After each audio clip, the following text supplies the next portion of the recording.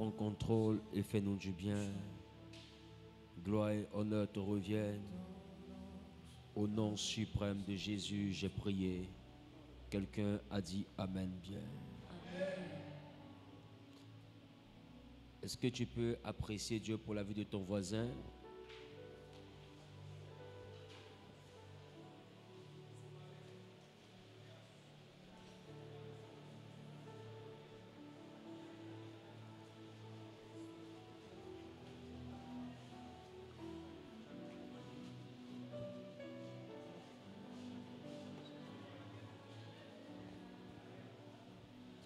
Du lever du soleil jusqu'à son couchant, que ton nom soit sanctifié.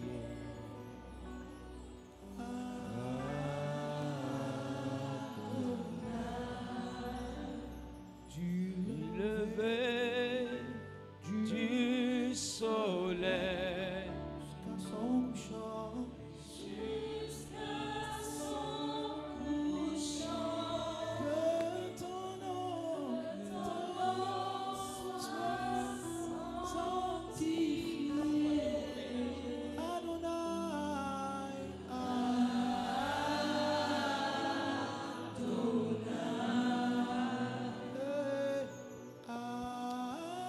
Alléluia. Quelqu'un me donne un amen bien.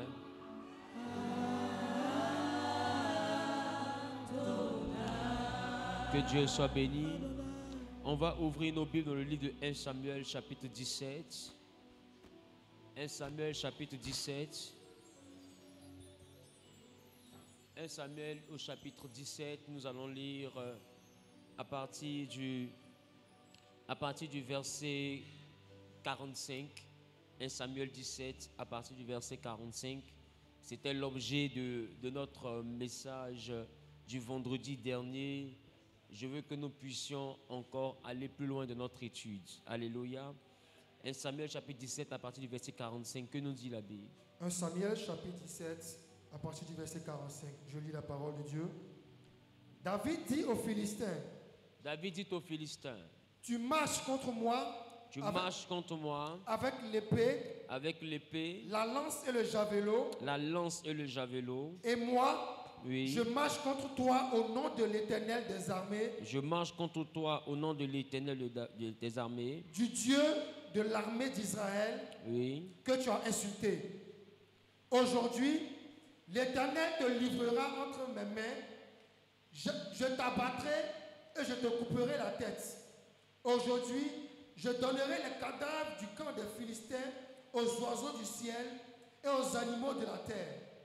Et toute la terre saura qu'Israël a un Dieu. Dis avec moi, toute la terre saura qu'Israël a un Dieu. Oui. Et toute cette multitude saura que ce n'est ni par l'épée, ni par la lance que l'Éternel sauve, car la victoire appartient à l'Éternel et il vous livre entre nos mains. Oui.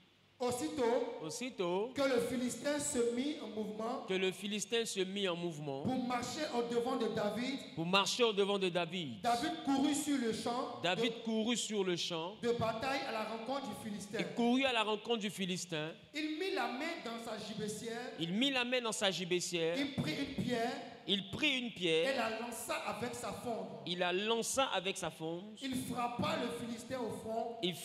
le Philistin au front. Et la pierre s'enfonça dans le front du Philistin. Qui tomba le visage contre terre. Il tomba le visage contre terre. Ainsi, avec une fronde et une pierre, David fut plus fort que le Philistin. On retient le verset 50, on dit ainsi. Dis avec moi ainsi. Avec une fronde et une pierre. David fut plus fort que le Philistin. Oui. Il le terrassa et lui ôta la vie sans avoir d'épée à la main. Alléluia, poursuit. D'accord. Verset 51. Il courut, s'arrêta près du Philistin, se saisit de son épée qu'il tira du fourreau, le tua et lui coupa la tête. Les Philistins, voyant que leur héros était mort, prirent la fuite. Alléluia. Assieds-toi dans la présence de Dieu.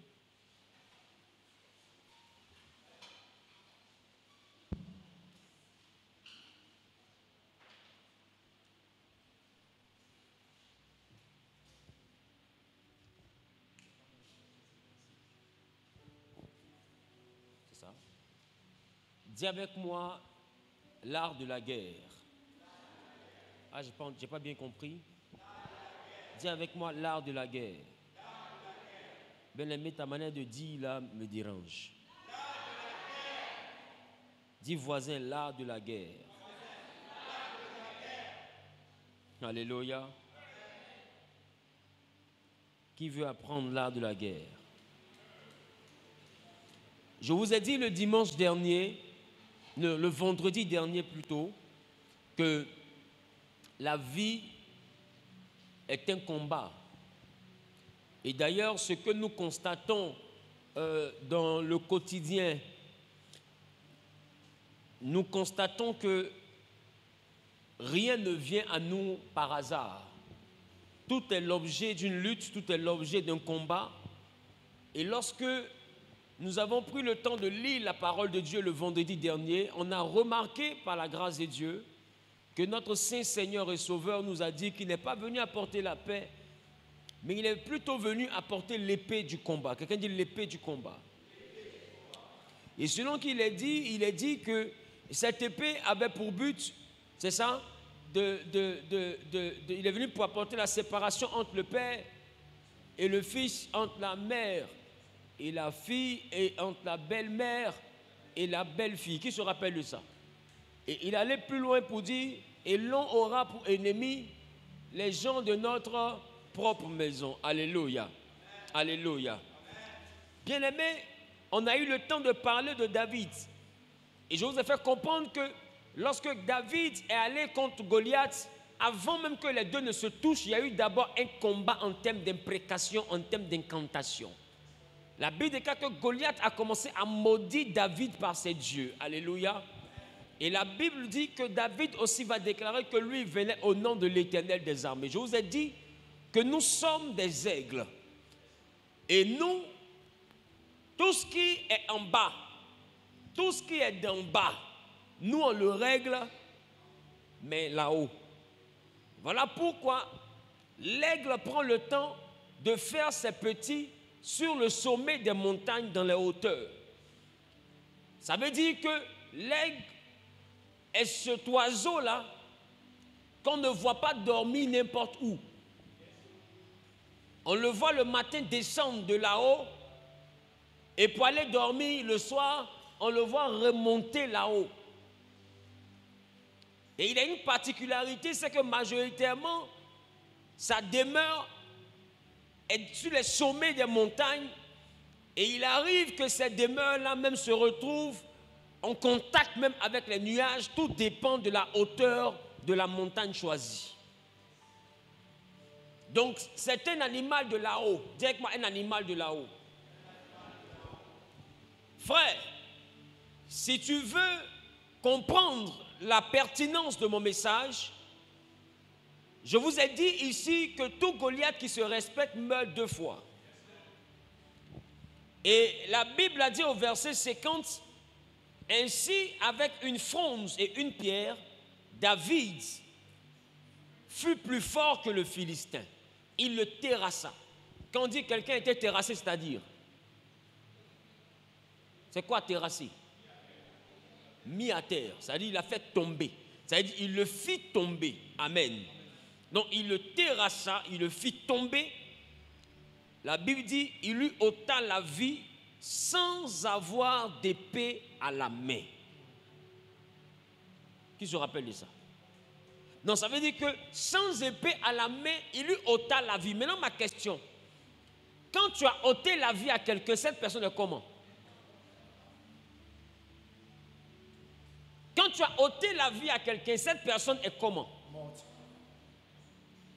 Et la Bible dit que David a réussi à lui ôter la vie sans épée à la main. C'est ça? Yes. Sans épée à la main. Et la Bible poursuit pour dire une chose. La Bible dit que pendant que Goliath est par terre et qu'on lui a ôté la vie, la Bible me dit qu'on lui a ôté la vie, mais Goliath était encore vivant. Yes. Alors David va courir, ce n'est pas moi qui dis, hein, c'est la Bible. Verset 51. Il courut. La Bible dit David courut. S'arrêta près du Philistin. Il a arrêté près du Philistin. Se saisit de son épée. Il a pris maintenant l'épée de Goliath. Il tira du fourreau. Oui. Le tua. Il le tua. Et lui coupa la tête. La Bible dit sans épée à la main, verset 50. David a ôté la vie du Philistin. Verset 51, avec une épée à la main, il le tua.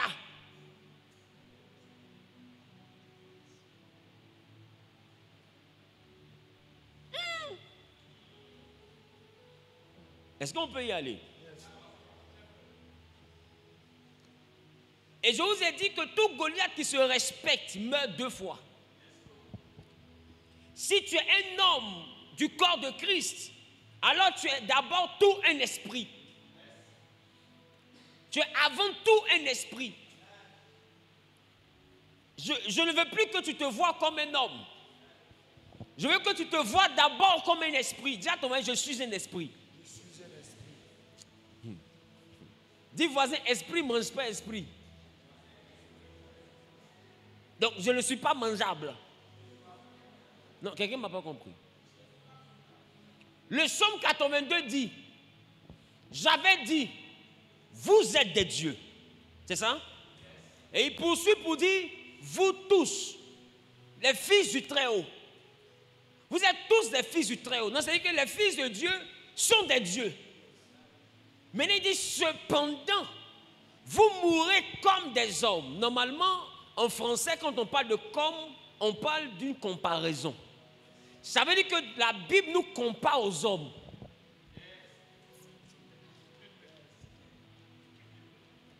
La Bible ne nous compare pas à Dieu. Parce que la Bible affirme que nous sommes des dieux. Verset 6.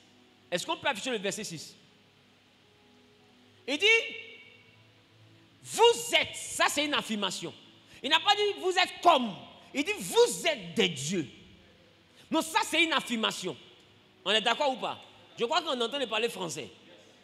Ensuite, verset 7. Il dit, cependant vous mourrez comme des hommes. Non, là il ne dit pas que vous êtes des hommes. Il dit, vous êtes des dieux, mais des dieux qui meurent comme des hommes. C'est-à-dire qu'au verset 7, il nous compare aux hommes.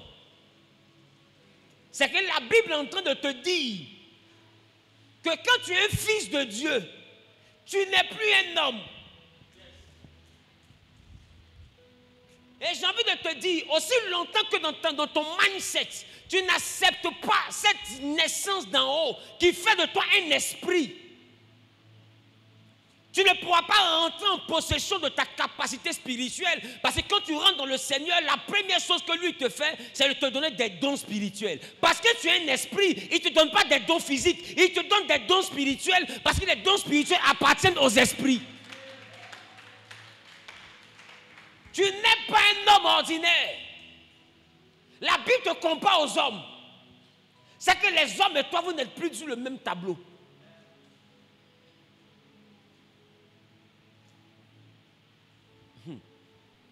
Et je veux vous dire, il est difficile d'enseigner le monde spirituel à un chrétien qui n'a pas compris que la chrétienté l'enlève dans l'humanité.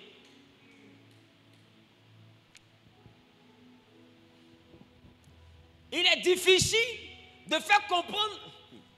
Je vous ai dit, je vais parler du langage d'en haut. Hein. Qui remarque que plus on avance, mon langage change. Les vendredis, ça sera compliqué.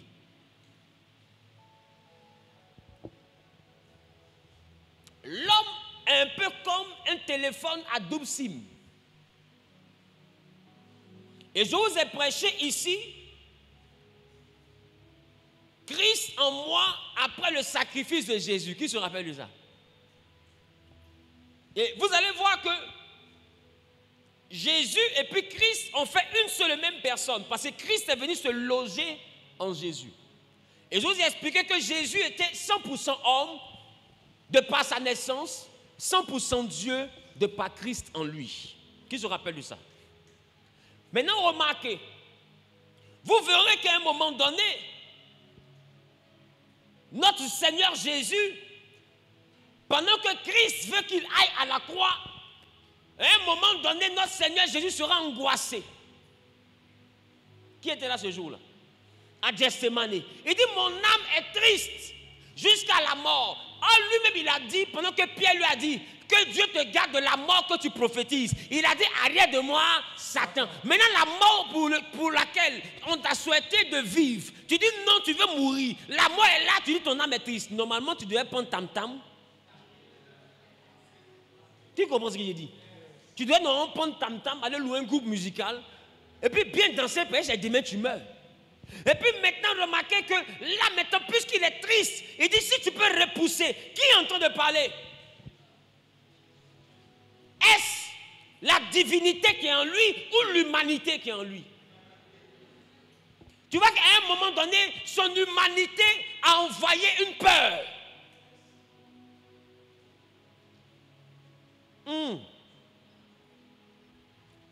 Il y a des choses qu'on ne peut pas t'empêcher d'être tant que tu rentres dans l'humanité. Jésus, même quand il est rentré dans l'humanité, il a eu peur de mourir. Il dit, si tu peux éloigner la coupe. J'ai envie de te dire, si tu rentres dans l'humanité, tu te comportes comme un homme, tu réagis comme un homme, tu penses comme un homme, tu mourras comme un homme.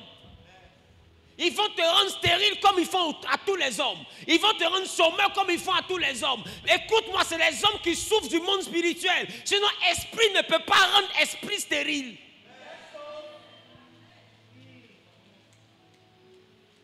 Même les braqueurs, quand ils se croisent entre eux, ils te disent, mon ami, chien, moi, il n'est pas chien. Tu es voleur, je suis voleur. Toi-même, il faut voir. Même les corps habillés se croisent. Et puis ils disent, mon ami, c'est la même famille. Quand ils se présentent, oh, petit garçon, quand c'est une petite fille. Petit garçon, et puis ils se saluent avec leur code. Parce qu'ils comprennent qu'un enfant doit en ensemble, c'est la famille. Qui a vu ça? Parce que chien ne mange pas chien. Policier ne mange pas pour policier.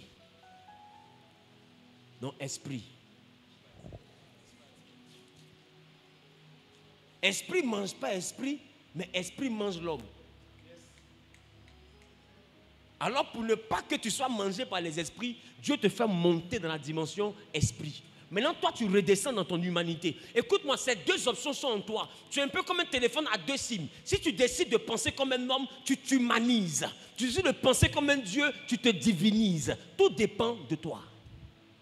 Voilà pourquoi il dit, vous êtes transformés par le renouvellement de votre intelligence. Si dans ton intelligence, tu te vois comme un homme ordinaire, tu es ordinaire. Tu es transformé par rapport à ton mindset. Si dans ton mindset, tu acceptes ta divinité, tu te divinises. Tu te transformes en l'image de ta pensée. Sinon, les deux options sont en toi. Est-ce que je peux parler? Oh, nous sommes dans un monde où les gens t'attaquent spirituellement et toi, tu veux te défendre physiquement.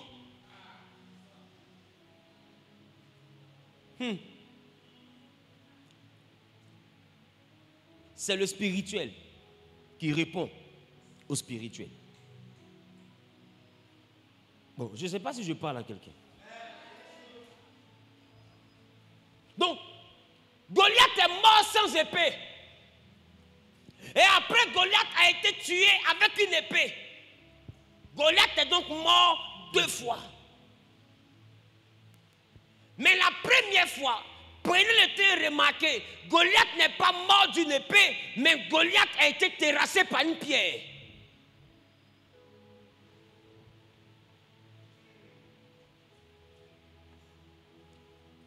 Ça veut dire que la première mort de Goliath n'était pas physique, elle était spirituelle. Yes. La Bible dit, en faisant le combat, David, qui est l'arrière-grand-père de Jésus, va aller dans le torrent. Et il va prendre 5 pierres.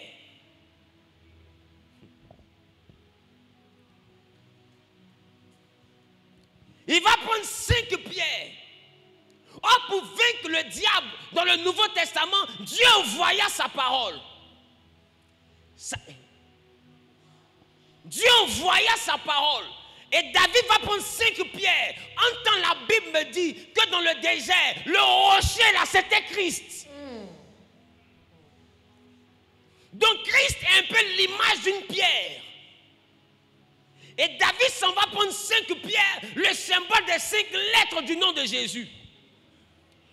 Et la Bible dit quand il prend la première pierre et qu'il lance sur Goliath, Goliath est terrassé parce que la Bible dit au nom de Jésus, tout genou fléchit. C'est normal que Goliath tombe parce que ce n'est pas n'importe quelle dimension qu'il a tapé. Yes. Goliath est mort sans épée à cause de la préfiguration de la puissance du nom de Jésus. C'était l'annonce prophétique de ce que le nom de Jésus est capable de faire dans le monde spirituel. Un homme peut mourir en esprit avant de mourir en vérité. Il y a des gens que vous voyez là. C'est dimanche seulement ils attendent pour mourir, sinon ils sont déjà morts. Mais c'est dimanche, tout le monde va voir qu'il a fait accident. Mais ceux qui sont à la base là, eux, à l'heure là, ils savent. La nouvelle là, c'est vous que ça va étonner. Mais eux, ça ne va pas les étonner. Je ne sais pas si je parle à quelqu'un. Je ne sais pas si je parle à quelqu'un. Aujourd'hui, je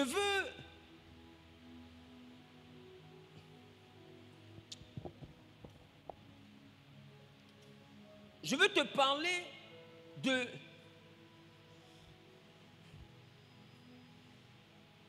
Je veux te parler de... Je peux parler? Yes, aujourd'hui, je veux te parler de l'initiation au monde spirituel.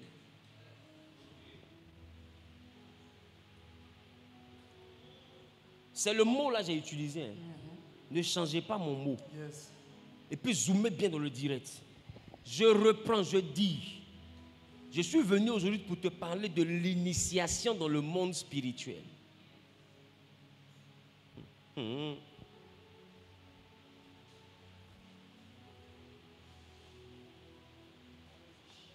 Qui veut que je parle? Enregistrez, mettez-vous portable, enregistrez. Le monde spirituel, maman, est cet endroit, est cette dimension dans laquelle tu ne peux pas rentrer sans une initiation. Est-ce que vous savez que même la vie chrétienne demande une initiation? Le baptême, c'est quoi? Si tu ne passes pas par ce rituel, tu n'es pas né de nouveau. Je ne sais pas si je parle à quelqu'un. Donc c'est un service initiatique. Celui qui accepte cette initiation-là rentre dans le monde des enfants de Dieu. Mais Jésus me va encore plus loin. Jésus dit, pour être enfant de Dieu, il faut naître d'eau et d'esprit. Or, dans le monde spirituel, on ne peut avoir l'accession au monde spirituel que par 2 dimensions. Il faut écrire. La première dimension par laquelle on peut devenir un homme surnaturel, c'est l'intervention naturelle de Dieu dans ta vie. Ça veut dire que Dieu lui-même décide de descendre dans ta vie et puis il te rend surnaturel. Je ne sais pas si quelqu'un me comprend. C'est-à-dire que Dieu lui-même, de fois depuis le sein maternel, lui-même il fait de toi quelqu'un de dangereux. C'est que tu viens au monde avec des capacités que tous les hommes n'ont pas. Qui c'est qu'il y a des gens qui sont comme ça? Exemple, Samson. Il est venu au monde avec une molécule de palabre. C'est-à-dire que quand il est venu au monde, il était déjà initié à la guerre. Depuis son bébé, il a laissé une alliance pour faire la guerre. Donc, tu ne peux pas te battre avec Samson, tu auras la victoire. Il n'a pas besoin d'avoir un père spirituel. Il est né comme ça. Samson n'a pas besoin d'aller dans une église pour avoir la force qu'il a. Il est venu au monde comme ça. Quelqu'un dit Dieu donné. Et il y a des gens qui sont nés et puis qui voient.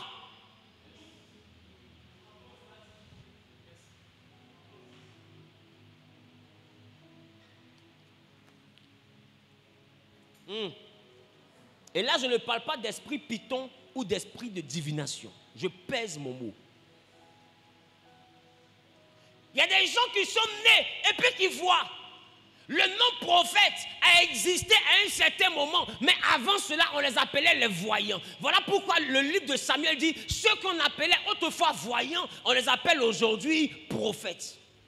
Pourquoi on les appelait voyants? Parce que c'est des gens qu'on a remarqué, ils avaient une capacité. Mais le ministère prophétique n'existait pas sous cette forme. Mais on voyait qu'ils arrivent à dire une chose, et puis ça se réalise. Ils dorment, ils rêvent, ils voient, ça se réalise. Et plus tard, les gens ont compris que c'est du prophétique. Et au lieu de les appeler voyants, on les a appelés prophètes.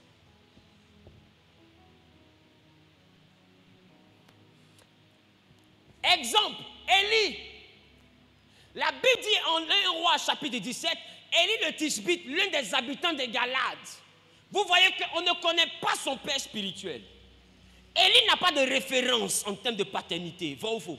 Mais dès qu'il arrive, il est investi d'une puissance. Il vient d'où? Est-ce que quelqu'un réalise ce que je dis? Il vient d'où? Dis avec moi, Dieu donné. Exemple, Moïse.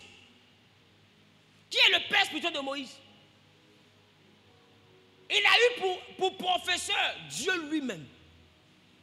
Il est parti sur une montagne et Dieu a dit, Moïse, Moïse. Qui était là ce jour-là? La Bible, Moïse s'est détourné pour voir qui l'appelait dans le buisson. Et quand il est arrivé, celui qui l'appelait s'est présenté. Il dit, je suis le Dieu d'Abraham, ton père. Donc vous voyez que Moïse montait dans la présence de Dieu et il faisait 40 jours et Dieu l'enseignait à Moïse. Dieu lui donnait sa parole. Et Dieu dit, Moïse est mon serviteur à qui je parle bouche à bouche.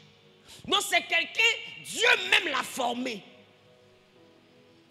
Il y a beaucoup de personnes qui disent, mais celui-là qui est son père spirituel. J'ai envie de te dire, il y a des dimensions où quand tu viens au monde avec cette énergie, avec cette grâce, tu n'auras pas de référence terrestre.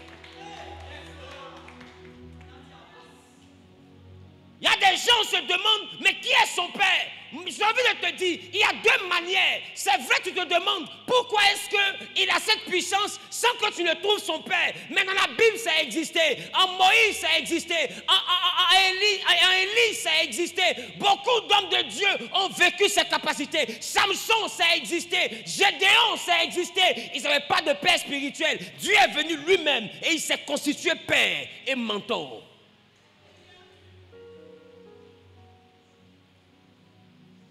Et Élie, pour qui Dieu a été père, lui, il a été le père d'Élisée. Donc Élisée avait un père, mais Élie avait un Dieu. Il y a des gens qui n'ont pas de père, mais qui ont un Dieu. Et parmi ces personnes, il y a Jésus. J'ai envie de vous dire, il y a des personnes qui choisissent des pères, pas pour être oints, mais pour justifier l'onction. Parce que l'onction, en réalité, ne vient pas de la paternité. L'onction, vient de la nativité. C'est une onction de naissance. C'est un appel depuis le sein maternel. Donc, puisqu'à un moment donné, il devient surnaturel, dès que le surnaturel commence à se manifester, plus il prie, il se développe. Et la dimension esprit commence à sortir. Comment justifier cette dimension esprit? Alors, il faut une paternité qui va cautionner ce don. Il faut quelqu'un qui va valider ce don. C'est un peu comme quelqu'un qui va donner, il va mettre sa signature pour crédibiliser ce don. Alors, à cette juste valeur, j'ai envie de vous dire que le père spirituel de Jésus dans la Bible, c'était Jean-Baptiste. Jésus était déjà capable de faire des miracles, mais c'est Jean-Baptiste qui a dit à tout le monde, voici l'agneau de Dieu qui ôte le péché du monde. Et Jean-Baptiste dit, avec ta power là, quand je te regarde, tu as une puissance que je n'ai pas. Je dois délier tes sandales. J'ai envie de te dire, ce n'est pas parce que quelqu'un se met sous ta couverture que tu es plus grand que lui. Il y a des gens qui se mettent sous ta couverture parce qu'ils ont besoin de ta signature pour avancer. Sinon, c'est des grands esprits. Ce n'est pas des esprits que même ton ministère peut contenir.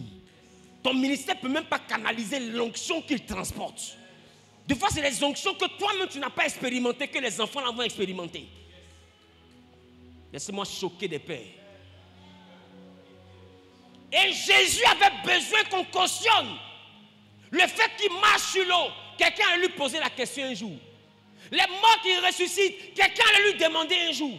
Les malades, quelqu'un allait lui demander, mais il justifie comment si quelqu'un qui est crédible ne le cautionne pas. Alors il dit à Jean-Baptiste, c'est vrai que moi je dois te baptiser, mais baptise-moi selon ce qui est écrit. Parce que j'aurais besoin de ça devant. Et devant là-bas, les pharisiens arrivent devant Jésus et puis lui demandent, d'où tiens-tu ton pouvoir? Tu chasses les démons. N'es-tu pas un magicien? Ton pouvoir là vient d'où? Quelle est la référence de ton pouvoir? Qui t'a transmis? Parce que les pharisiens savent que pour rentrer dans le monde spirituel, il y a deux choses. Soit il y a Dieu qui te donne, ou bien il y a un homme qui te transmet. Alors il veut savoir qui t'a donné toi ton pouvoir. Puisque Jésus, sa naissance est controversée. Et là j'ai envie de te dire, pour comprendre ce texte, ne te mets pas dans le présent, retourne dans le passé, dans le contexte historique de la naissance de Jésus. Un enfant qui vient au monde d'une femme, d'une jeune fille que tu connais au quartier, qui dit être vierge, elle est fiancée, elle n'est pas encore mariée. Mariage n'est pas encore fait, ils n'ont pas encore pris dot, et puis elle est tombée enceinte, et puis plus tard l'enfant vient au monde, et puis il te dit lui il est quitté au ciel. Tu vas accepter. Tu as dit petit, petit, petit, petit. Et tu sais, quand tu es dans le ventre, tu ne te vois pas toi-même. Nous, on t'a vu. Et on sait que ta maman, elle n'était pas mariée, qu'elle a pris ta grossesse. Parce que Gabriel, là, il n'est pas parti au carrefour pour prendre baffe et puis micro pour dire à tout Jérusalem, la petite fille là, c'est Dieu qui l'a enchantée. Il n'a jamais dit ça à quelqu'un. Il a dit ça à Marie. Elle était choquée. Elle dit qu'il en soit fait selon la volonté du Seigneur. C'est pas ça? Elle a accepté. Elle est tombée enceinte. Son fiancé a découvert. Il voulait la chasser. Et maintenant, quand Gabriel a vu qu'on veut la chasser, Dieu l'a envoyé encore chez Joseph pour dire ne chasse pas la fille là. Ce qu'elle te dit là, c'est vrai. Non, il y avait deux personnes qui savaient que c'était vrai. Il y avait Joseph, il y avait Marie. Le troisième qui savait que c'était vrai s'appelle Gabriel. Il n'habite pas sur la terre. Maintenant, ma question. La belle famille pensait quoi? La belle famille pensait que Joseph a couché avec Marie avant le mariage. Les amis pensaient quoi? Parce que Gabriel n'est pas allé chez eux. Et bizarrement, Élisabeth, dont la famille avait reçu la visitation de Gabriel, c'est elle qui a compris la grossesse de Marie. Parce que quand Marie est arrivée, Jean-Baptiste a bougé dans son sein. Elle dit, oh, mon ventre tressaillit à la vue de la mère de notre Sauveur. Parce que Gabriel était déjà passé là-bas. Remarque que partout où Gabriel est passé, les gens comprennent. Mais plus tard, il y a des vieux du quartier qui n'ont pas compris. Jésus allait et dit, non, il est quitté au ciel. On lui dit, hey, tes frères et tes soeurs ne sont-ils pas au milieu de nous? N'est-il pas le fils de Joseph le charpentier et de Marie? Qui se rappelle de ça? Ils lui ont posé question, lourde question de la Palestine. Jésus n'a pas répondu à la question. La Bible dit, tellement il n'avait pas d'argument, il a quitté cet endroit sans faire beaucoup de miracles. Et c'est Jésus qui a dit, nul n'est prophète chez soi. Parce que pendant qu'ils voulaient dire, je suis quitté au ciel, ils ont pris le témoignage de sa naissance, l'histoire de sa naissance, tel que c'était raconté au quartier. Et puis ils ont mis devant lui comme ça, bam, lourd dossier, cassement des papous. Comment il fait pour revenir dire Gabriel était venu, c'est mamie, c'est l'auto? Mon ami, c'est trop compliqué. Ce que nous on sait, ton papa, your father, was picturing your mother Ok? Without marriage. Tu comprends? C'est ça? On y va. Donc, j'avais dit, pour ceux qui ne comprennent pas tout anglais, parce que je suis bilingue, ton papa est sorti avec ta maman sans se marier. En réalité, ta maman devait la lapider. Parce que c'est une femme de mauvaise vie. Elle a déshonoré sa famille. Et toi, tu es un enfant de la honte. Quand nous on parle là, toi, tu te tais en temps normal. Et puis tu rases les murs. Parce que nous on sait comment tu es né. Et aujourd'hui, comme tu as 30 ans, tu as venu t'arrêter devant les enfants de 15 ans pour dire que tu es quitté au ciel. Nous on a 60 ans, on avait 30 ans quand toi tu avais 0 ans. Nous on maîtrise bien ton histoire. C'est les enfants là tu peux mentir, c'est à eux tu peux mentir, même nous, barbe blanche ça là mon petit. C'est nous on devait partir au mariage, ça n'a jamais eu lieu. Et puis tu es venu au monde. Est-ce que quelqu'un comprend de quoi je parle? Et un tel gars qui vient au monde, Jean-Baptiste lui dit, tu dois me baptiser. Il dit non, toi baptise-moi. Pourquoi? Parce que sa naissance déjà a un problème. Si encore c'est lui qui baptise Jean-Baptiste, quand ils vont regarder sa naissance et ses miracles, ils vont dire l'enfant là, il n'est pas clair. Alors il a besoin que quelqu'un qu'on reconnaît comme prophète le valide.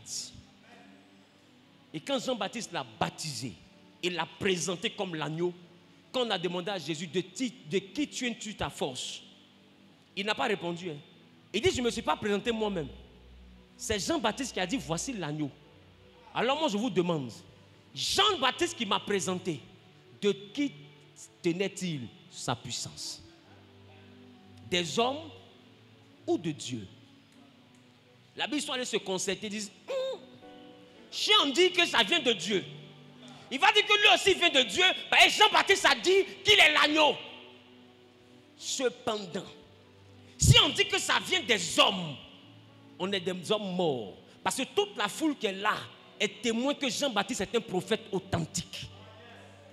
Donc tu vois que la parole de confirmation d'un prophète authentique a laissé l'os dans la gorge des ennemis. Ils ne peuvent pas accuser, ils ne peuvent pas justifier. Ils sont revenus et disent, on ne sait pas d'où la puissance de Jean-Baptiste venait. Il dit, puisque vous ne savez pas aujourd'hui où c'est quitté, moi aussi, je ne vous dis pas pour moi est quitté où. Parce que ma référence, c'est Jean-Baptiste. Si vous trouvez pour Jean-Baptiste, vous allez trouver pour moi. Maintenant, ma question. Est-ce que Jean-Baptiste est vraiment le propriétaire de tous les miracles? Mais il a été le cachet de tous les miracles. Il y a des personnes qui viennent au monde et Dieu a besoin qu'à un moment donné de leur évolution, ils se mettent sous quelqu'un qui va cautionner leur capacité. Pour que demain tu puisses dire, ma puissance là, ça vient de telle personne. Mais en réalité, lui-même quand il dit ça vient de lui là, lui-même quand il te regarde, lui-même il sait que l'enfant là il abuse. C'est vrai il est humble, mais le petit là, la fille là, elle est en train de jouer à nous. Ça vient de moi comment? Moi j'ai fait quoi d'extraordinaire? Lui-même il sait qu'il n'a rien fait de miraculeux. Mais il prend la gloire de ça. Et je ne sais pas si je parle à quelqu'un. Le monde spirituel obéit à la loi du parrainage. À un moment donné, quelqu'un doit te parrainer. Quelqu'un doit être une caution pour toi. Quelqu'un doit donner sa parole en gage pour toi. Quelqu'un doit mettre sa crédibilité devant toi pour que tu sois validé. Même quand c'est Dieu qui t'a donné. Je parle à quelqu'un. Les gars, c'est Dieu qui nous bénit, hein. Mais il ne fait pas apparaître l'argent sur ton lit. Parce qu'il sait que si ton argent apparaît directement sur le lit, on va te mettre en prison pour blanchiment d'argent. Qui comprend ce qu'il vient de dire?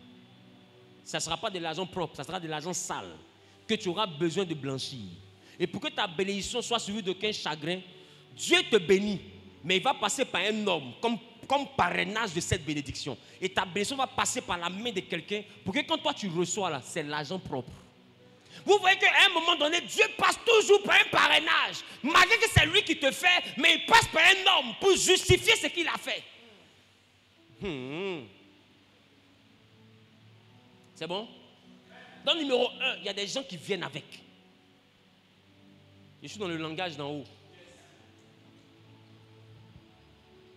Jean-Baptiste est venu avec. Ils ont annoncé sa naissance. C'est-à-dire qu'on dit, voici ce qui va suivre, voici ce qui sera. Donc, il est venu avec. Voilà pourquoi il a dit, avant que je ne sois formé dans le ventre de ta mère, je te connaissais. Et il dit à Jérémie, avant que tu ne sortes de son sein, je t'avais déjà consacré. C'est-à-dire que Jérémie est né prophète. Il n'est pas devenu prophète. Il est né prophète. Le bébé qui pleurait là, c'était prophète. Peut-être que même pleure même, c'était prophétie. Je ne sais pas si quelqu'un comprend ce que j'ai dit. C'est pas un bébé ordinaire. Un enfant comme ça, tu vas voir l'attaquer en sorcellerie, tu vas lire. Parce qu'il n'est pas simple depuis le ventre de sa mère. Qui comprend ce que j'essaie de lui dire? Il y a des gens comme ça qui ne sont pas ordinaires depuis le ventre de la mère. Leur élévation spirituelle ne dépend pas de leur consécration. Ça dépend de leurs molécules. Ils n'apprennent pas le monde spirituel. Ils sont spirituels. Jésus n'a pas appris à faire miracle. Samson n'a pas appris à se battre. Parce qu'il a été formé avec. Qu'est-ce que quelqu'un comprend ce que je dis? Quand Dieu te donne, on ne t'apprend pas. Voilà pourquoi l'école, c'est un endroit où on apprend des théories, des théorèmes, etc. C'est pas ça? Maintenant, les théories et les théorèmes, là, qui a découvert? C'est quand on a découvert ça que c'est devenu des cours et c'est devenu l'école. Non, avant ça, l'école n'existait pas. Non, avant ça, il y avait des individus qui existaient. Ça veut dire qu'il y a des grands esprits qui sont venus sur la terre et qui ont eu la compréhension des choses cachées, qui ont découvert des mystères et qui ont fini par rendre ces mystères-là théorie et théorème. Et c'est ça qui est devenu des livres de mathématiques aujourd'hui. Et on les appelle Thalès, on les appelle Pythagore. Qui comprend ce que je te dis? On les appelle Freud, etc., etc., etc. C'est bon? Il y a des esprits comme ça. Et des fois, vous mettez des enfants comme ça au monde. Tu vois, le petit, là, il est là. Il n'étudie pas, hein, mais il va tuer ses amis à l'école. Quand il arrive en composition, des rancunes. C'est il est fort, des sorts. Toi, tu te demandes, mais l'enfant, là, à quel moment il étudie? Et on a toujours eu 2 fois quelqu'un comme ça dans la classe. Il bavarde, mais que ça sort 18. Mon ami, vous n'êtes pas le même type d'esprit. C'est pourquoi je vous ai dit, tous les hommes ne sont pas pareils. J'ai dit ça dimanche dernier. Je sais de quoi je parle. Tout le monde n'est pas fabriqué pareil.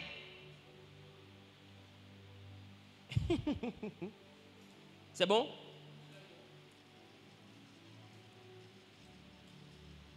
Donc, il y en a qui sont là 2 fois. Ils voient des personnes monter et puis ils veulent éteindre. Mon ami, tu ne peux pas éteindre. Ça là, c'est une étoile filante. C'est venu pour monter. Tu ne peux pas bloquer. Depuis le sein maternel, il est venu pour monter. Si tu poses la question à sa mère, qu'est-ce qu'elle a vécu pendant sa grossesse, elle va t'expliquer et tu comprendras que tu n'es pas pareil avec ce monsieur. Vous n'êtes pas pareil. Donc il y a des personnes qui n'ont pas prendre la Bible pour fouiller, pour chercher mystère. Non, ils sont nés avec quelque chose que vous ne pouvez pas comprendre. Même si on passe 3 vies à vous expliquer.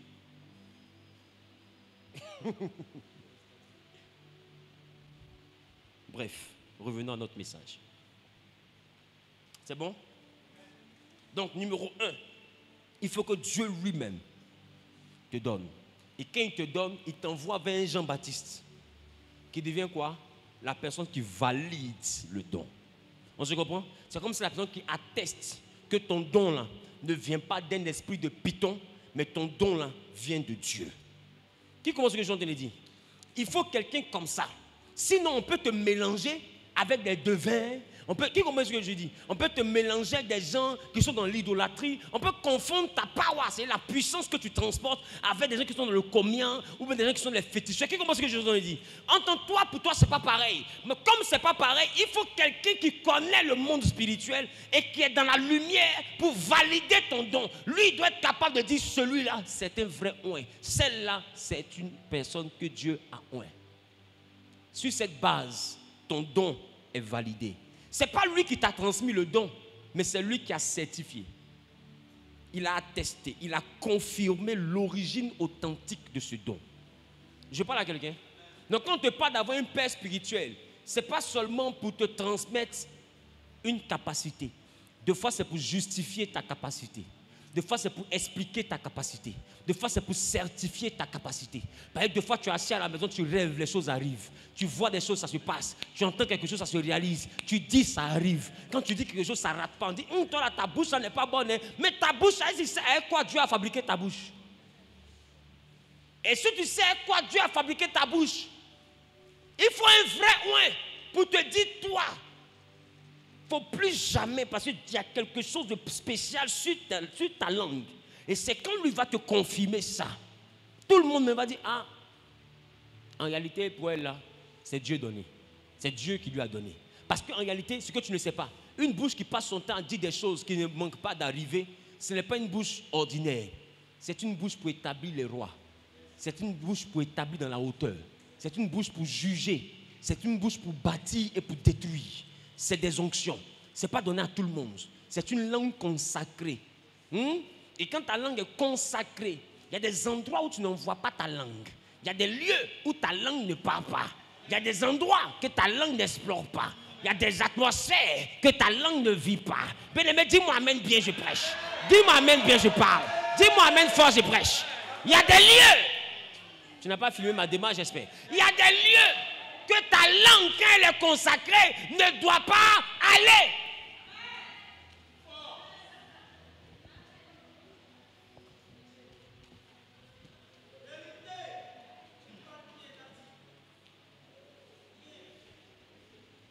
Est-ce que vous savez qu'il y a des gens, même dans le ministère, des fois que vous voyez ou vous connaissez, ils ne peuvent jamais, en aucun cas, sachant que leur capacité est sur les langues, tu ne les verras jamais dans la vie, même avec sa femme jumelle, âme soeur, âme frère, âme cousin, âme nièce. Jamais de la vie, tu vas le voir prendre sa langue, mettre dans la bouche de quelqu'un. Tu fouilles quoi? Tu es brosse à dents?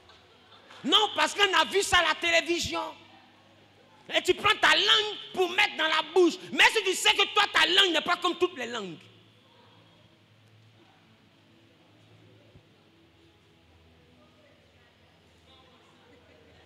Tout le monde peut faire, mais est-ce que toi, tu peux faire? Je ne suis pas en train de dire que c'est interdit. Hein? Non. Je parle des personnes qui ont des langues particulières.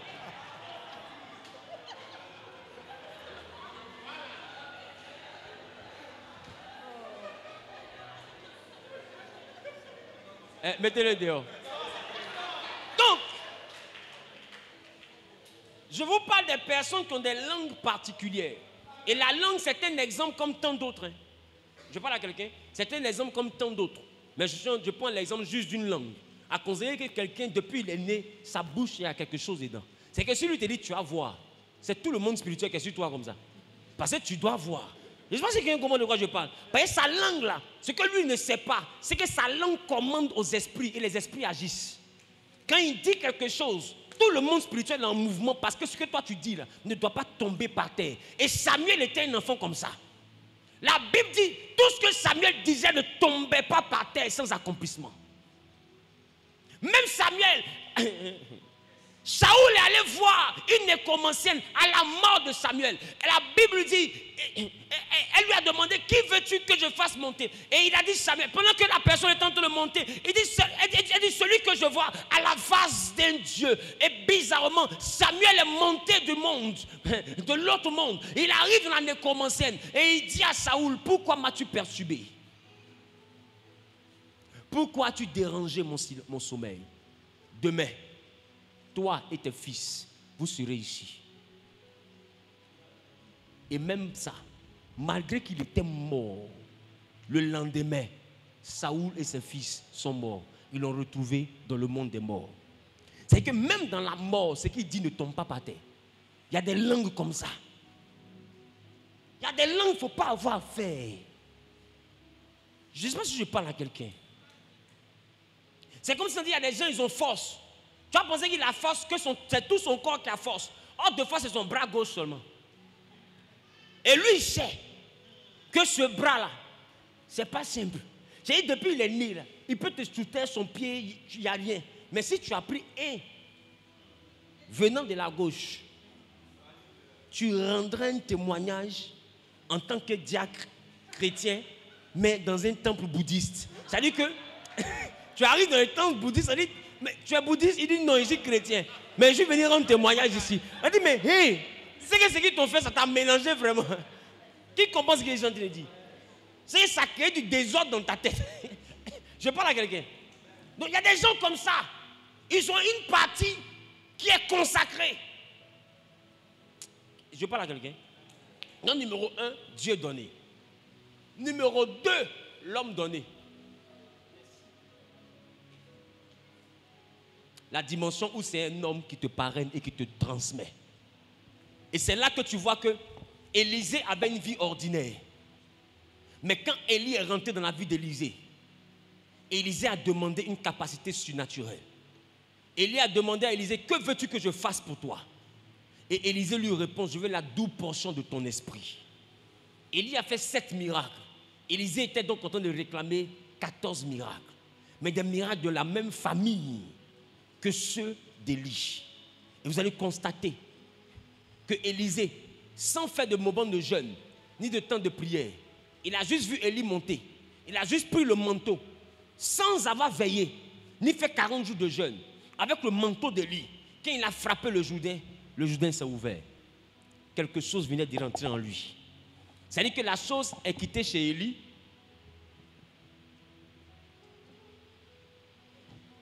La capacité, la puissance là, est quittée chez Élie et est venue chez Élisée. C'est aussi un autre niveau d'initiation au monde spirituel.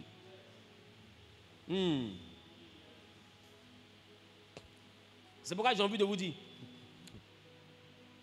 même dans la sorcellerie, il y a des gens qui viennent au monde avec. Et depuis le Saint matin, ils sont consacrés.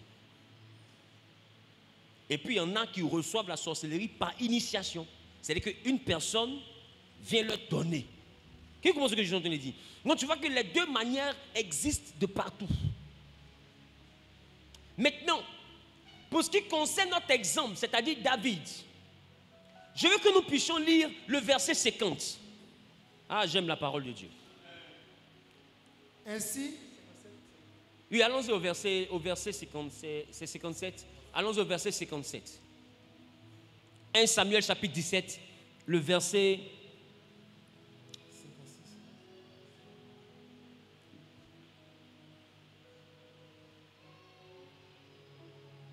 Oui. Okay. Verset 55.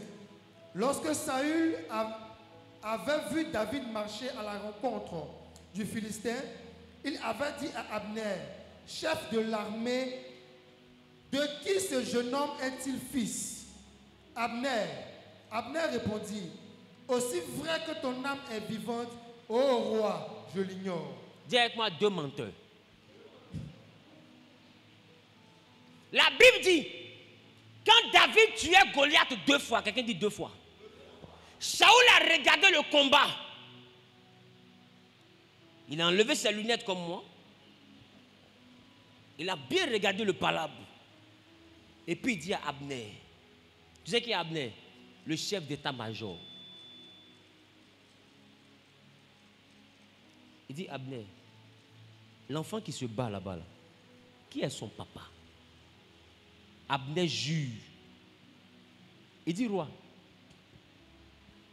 c'est vrai, ton âme est vivante. Moi, je ne connais pas son papa. Dis avec moi, mensonge. C'est-à-dire que le mensonge des deux.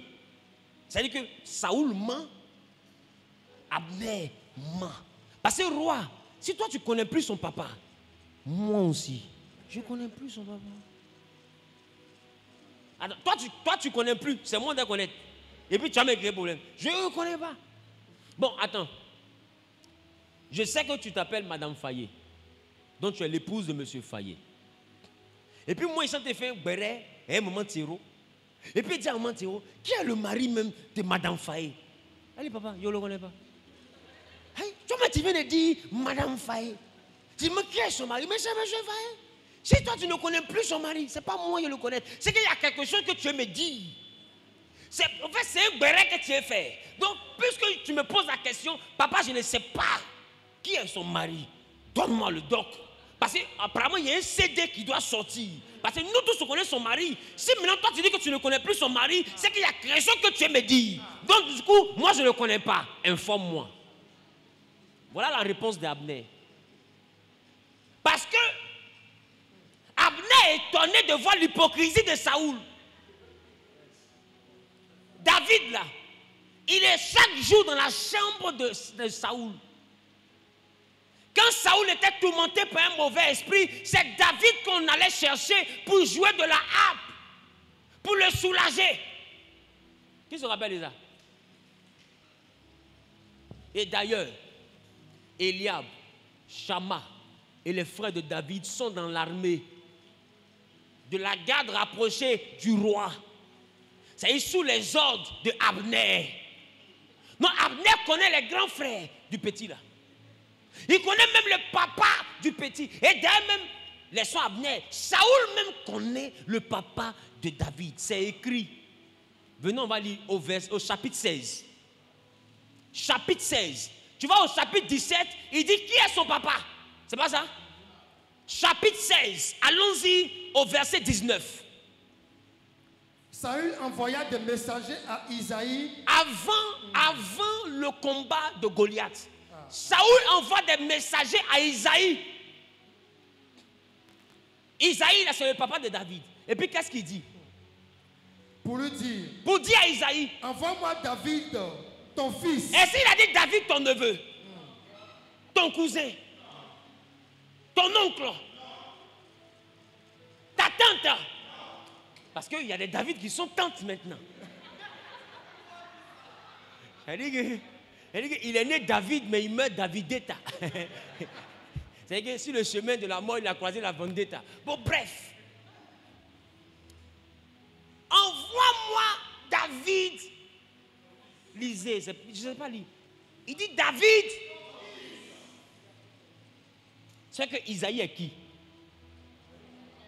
Isaïe est qui? Il est qui pour David? Qui envoie commission à Isaïe? Maintenant, en 1 Samuel chapitre 17, le verset 55, il dit quoi? Il dit, Abner répondit, aussi vrai que ton... Non, Saoul dit quoi? Lorsque Saül avait vu David marcher à la rencontre du Philistin, il avait dit à Abner, chef de l'armée, de qui ce jeune homme est-il fils? Qui est son papa? On est au chapitre 17. Si au moins on est au chapitre 15, on va dire que c'est vrai que tu as posé la question, que tu as envoyé quelqu'un chez Isaïe au chapitre 16. Mais tu as déjà envoyé quelqu'un chez Isaïe.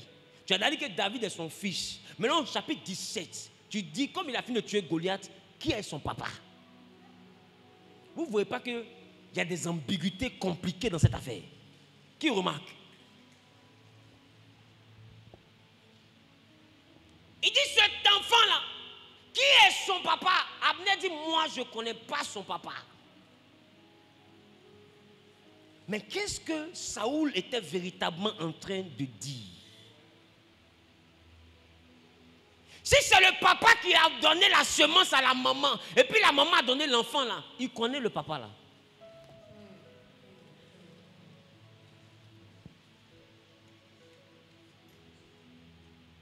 Mais il a vu un enfant sur le chemin le terrain de bataille. Pendant que Goliath maudit, mais il a vu quelqu'un prendre Goliath et le tuer 2 fois.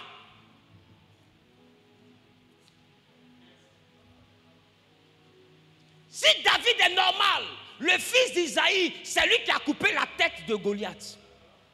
Ça, c'est le fils d'Isaïe. C'est le fils d'Isaïe qui a enlevé l'épée du fourreau pour couper la tête de Goliath. Mais lui qui a terrassé Goliath, qui est son papa? Est-ce que quelqu'un comprend?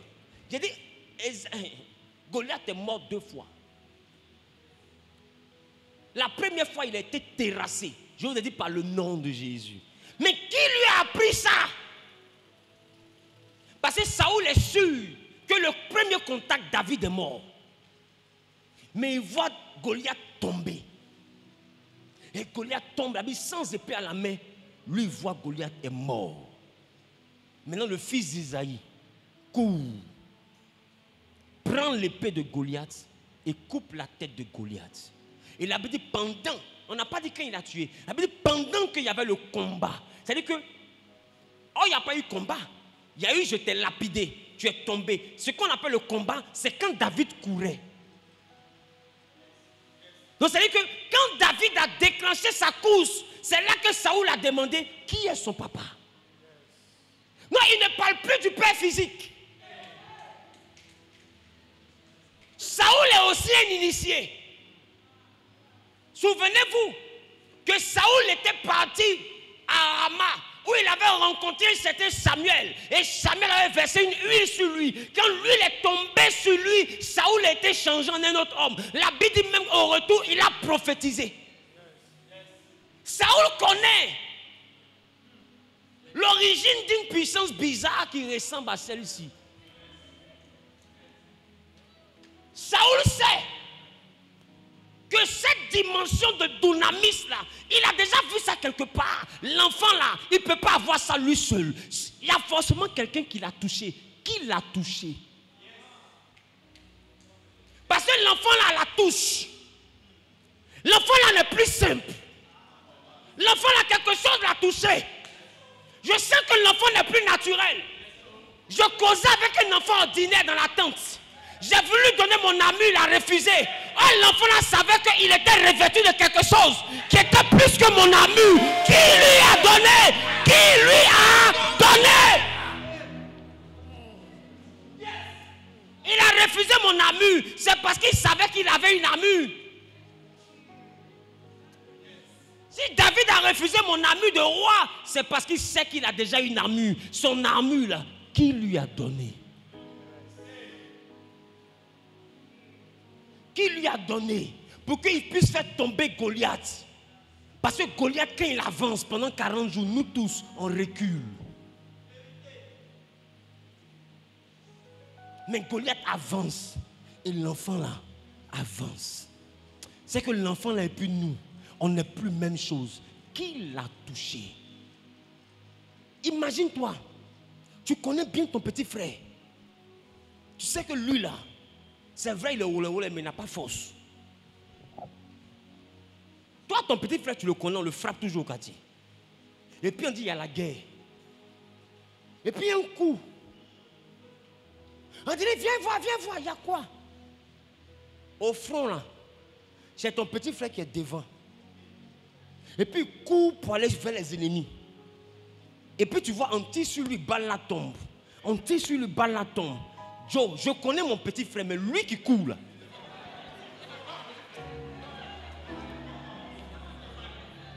En temps normal, si c'est mon petit frère, je sais où je vais le trouver. C'est en bas du lit. Mon petit frère à moi, je connais où il est caché à l'heure là. Mais lui qui court là-bas là, c'est pas lui. Qui comprend maintenant la question de Saoul?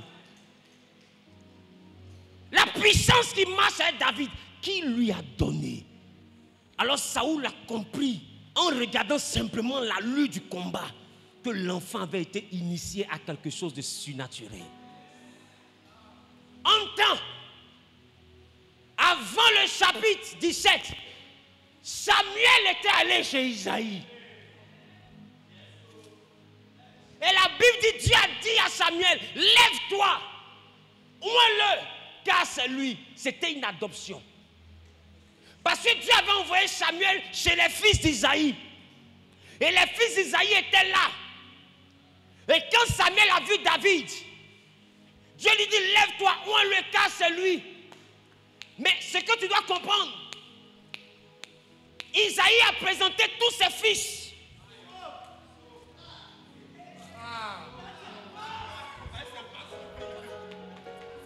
Il a présenté tous ses fils.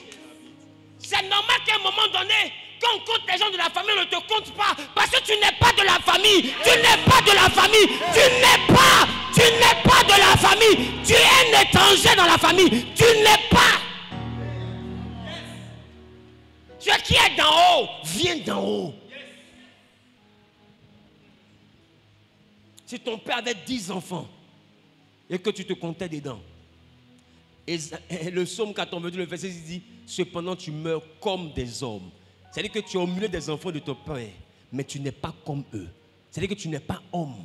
Tu n'es pas une personne ordinaire, mais tu es au milieu. Donc, c'est-à-dire que nous sommes une race bizarre, mais cachée au milieu des hommes.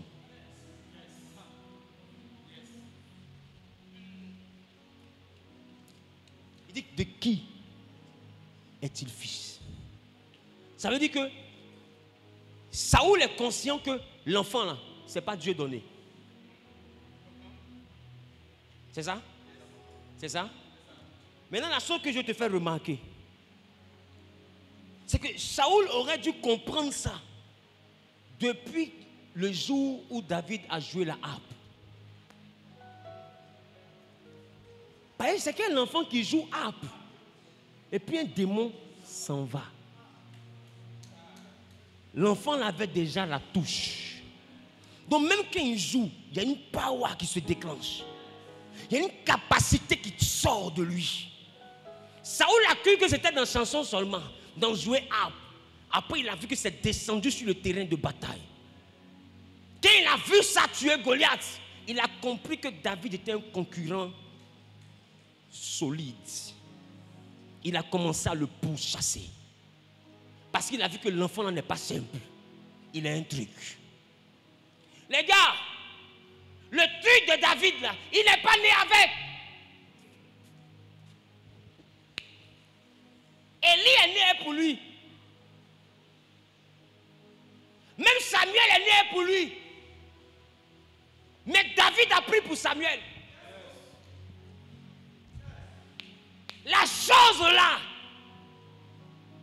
c'est aussi l'une des raisons pour lesquelles on prend des pères et des mentors. Parce qu'il y a des choses qu'on n'est pas né avec. Mais la personne qui est née pour elle, ou bien qui a développé pour elle, à un moment donné peut transmettre.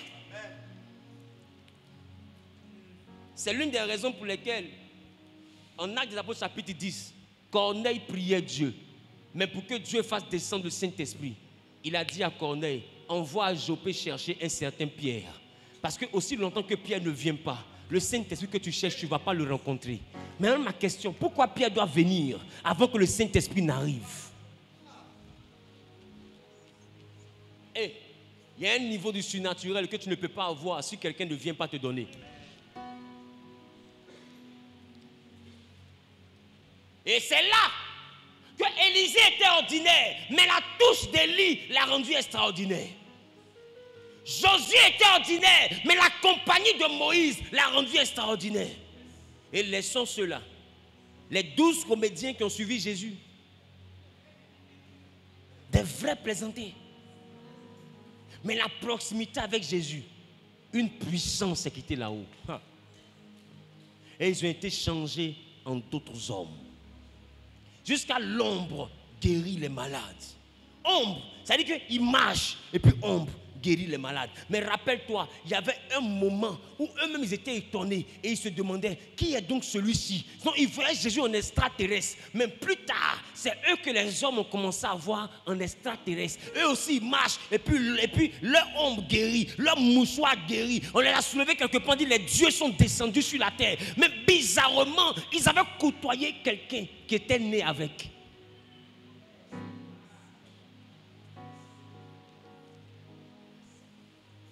Au fait, il y a une chose que je suis en train de te dire sans te dire. Nous sommes arrivés à un niveau où on ne fera pas un pas de plus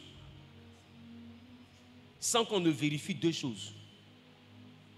Première des choses, avec quoi tu es né. Et si ce que tu es né avec n'est pas suffisant pour faire le combat, parce que les disciples ne sont pas nés avec épée. Jésus a dit, j'ai dit ça le vendredi dernier, je suis venu afin de vous donner l'épée. C'est-à-dire qu'eux-mêmes, ils avaient combat à faire, mais ils n'avaient pas épée. Et c'est Jésus qui leur donne l'épée. Il y a des combats que tu perds parce qu'il y a des impactations que tu n'as pas encore reçues. Donc, numéro 1, avec quoi tu es venu? Et numéro 2, qu'est-ce que tu as reçu? Voilà mes 2 questions. Et je veux que tu ailles à la maison pour bien réfléchir à ça. Parce que l'art de la guerre se fait avec des armes. L'art de la guerre se fait avec le dunamis, la puissance qui agit en toi. Éphésiens chapitre 3, le verset 20. Il dit à celui qui peut faire, par la puissance qui agit en nous, infiniment au-delà de ce que nous demandons ou pensons. C'est-à-dire qu'il agit, mais par la puissance. Il fait, mais par la puissance qui agit en nous. Cette puissance-là, elle a 2 origines. La première origine, le premier point de départ de la puissance, c'est que tu peux l'avoir de naissance. Deuxième point, tu peux l'avoir par transmission. Saoul est rentré chez Samuel. Quand il est sorti, il était transformé. Il est allé à la bataille, il a eu de grandes victoires. Et le peuple a accepté sa royauté. Et il est devenu roi. Et c'est pourquoi Samuel va lui demander, à leur dernière conversation, qui était là ce jour-là? Tu sais que tu aimes les bérets, forcément tu étais là. Regarde, la dernière conversation entre Samuel et Saoul, quand Saoul avait désobéi, qu'est-ce que Samuel va lui dire? Samuel va lui dire, quand tu n'étais qu'un enfant à tes propres yeux, l'Éternel n'a-t-il pas fait de toi le chef de son héritage? Il dit, toi-même, quand toi-même tu te regardais là, tu es sûr que toi tu peux régner. C'est une manière de dire que si tu as régné, c'est parce que je t'ai donné. Sinon, toi-même là, ton sauté revenu, ton parti revenu, ton coucher revenu, tu ne peux rien créer. Alors, on doit accepter, et c'est là que l'humilité est importante. La dimension, tu dois accepter que quelqu'un te donne.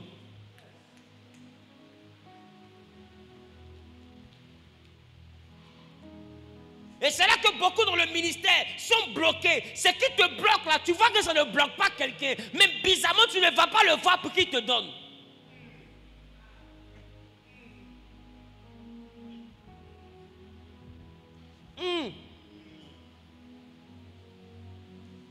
Donnons-nous. Vivons.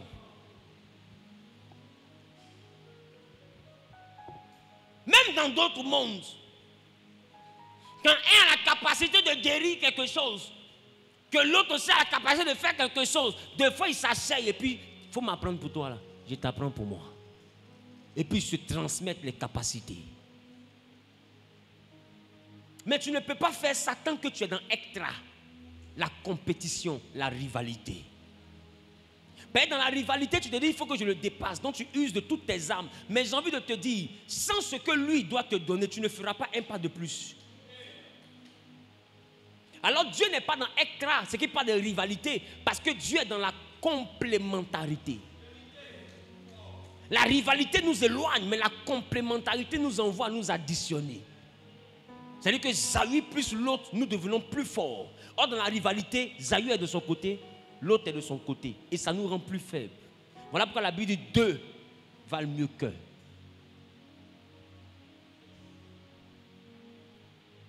Les gars,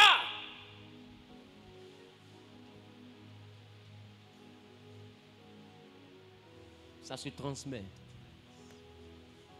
Dis avec moi la chose là. Dis la chose de Dieu là. Ça se transmet.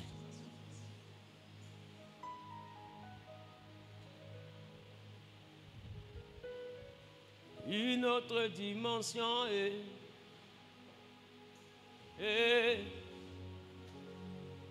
en ce lieu. Et c'est ce que nous allons faire le dimanche à la retraite spirituelle. Voilà pourquoi j'ai voulu vous enseigner ça. La retraite spirituelle est totalement gratuite. Elle est ouverte dimanche à 8h. Elle se referme dimanche à 18h. C'est gratuit. Et nous allons prier pour que Dieu développe ce que nous avons.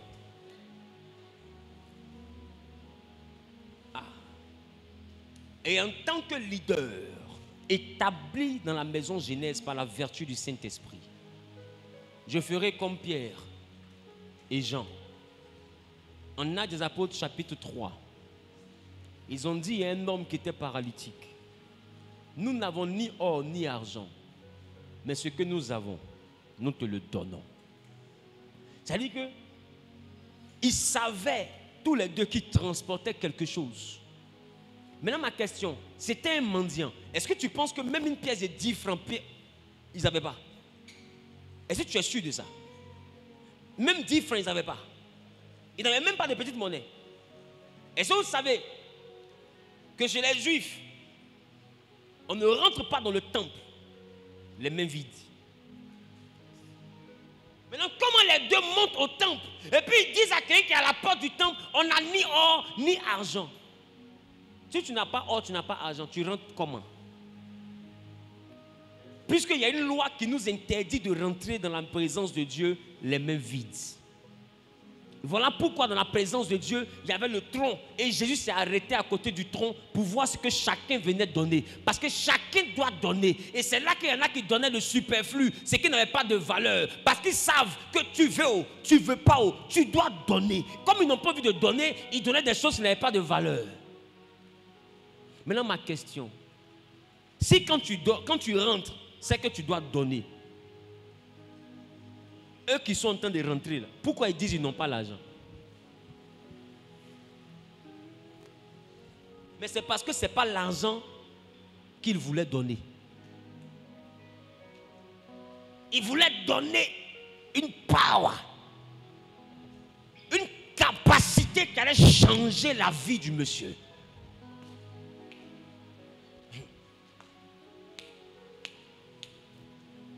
Il y a des dimensions où tu viens au monde avec la grâce de Dieu et tu te mets sous un père. Mais il y a des dimensions où tu te mets sous un père pour avoir la grâce de Dieu.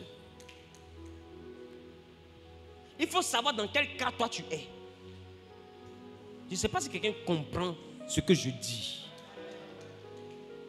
Non, je sais que tout le monde entend. Mais est-ce que quelqu'un comprend ce que j'ai dit? Qui a bien compris le résumé de ce soir? Si tu as bien compris, rendez-vous dimanche.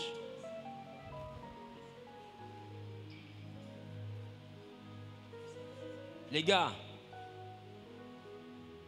on ne rentre pas dans le monde spirituel sans quelqu'un pour te guider. Tu ne peux pas. À moins que Dieu lui-même se constitue Père. Mais ça, il ne fait pas ça pour tout le monde. Lisez dans la Bible. Gédéon n'était pas le seul juif. C'est des personnes spécifiques avec lesquelles Dieu a fait des exceptions. Mais tout le monde n'a pas cette grâce. Ayant l'humilité de reconnaître. Tu t'assois seul. Non, moi je n'ai pas besoin d'un homme de Dieu. Moi je peux développer ma vie chrétienne. On est d'accord. Mais ma question, depuis que tu développes seul là, tu es arrivé où? Non, dans la parole de Dieu, quand je regarde Élie, il n'avait pas de père spirituel. Je peux prier et puis Dieu va me donner. Est-ce que tu as vu Élie prier pour avoir le feu là? Donne-moi le verset. Ou c'est parce qu'il avait prié que la pluie s'est arrêtée. La Bible dit, Élie le Tishbite, en 1 Roi chapitre 17, dès qu'il est apparu, il a dit automatiquement, il n'aura ni pluie ni rosée, sinon à ma parole. Il compte sur quoi? Tu viens d'apparaître et puis toi tu bloques la pluie. Ça veut dire que Élie était déjà quelqu'un avant d'apparaître. Qui comprend ce que j'essaie de lui dire? Élie était déjà Élie avant d'apparaître. Et c'est parce qu'il était Élie qu'il est apparu. Qui comprend ce que j'essaie de dire? Maintenant ma question. Ceux qui te combattent là, tu ressens les conséquences de leur combat physiquement. Mais est-ce que le combat est physique?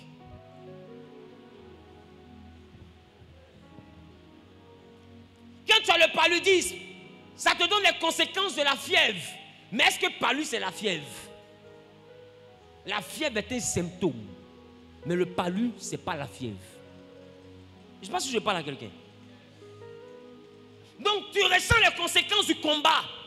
Par le célibat, le chômage, la pauvreté, la maladie, etc. Ce sont les conséquences. Mais c'est quoi le combat? Le combat même est où? Le combat se situe où? Je ne sais pas si je parle à quelqu'un. Et j'ai envie de te dire, pour le combat d'en haut, c'est en haut.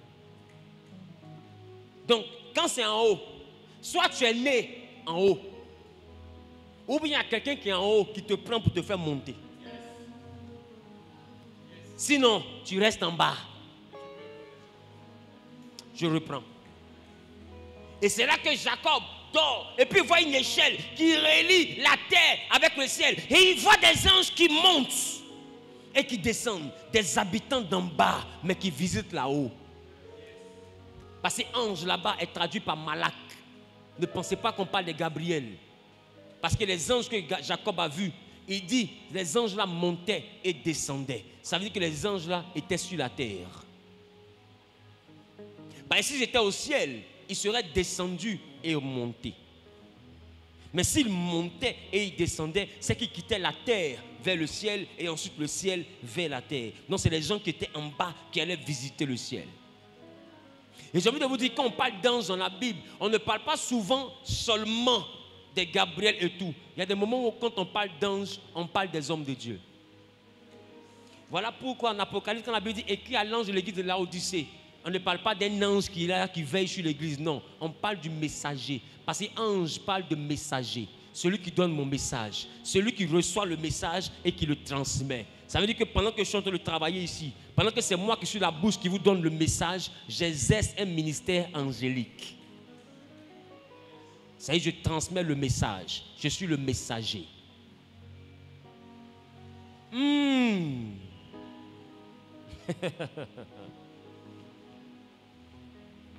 C'est bon? C'est bon? On s'est compris? Donc soit tu es né avec des capacités d'en haut, alors tu peux supporter la suite du message. Et tu peux faire le combat de la suite. Ou soit, avant le combat, il faut qu'on te fasse monter.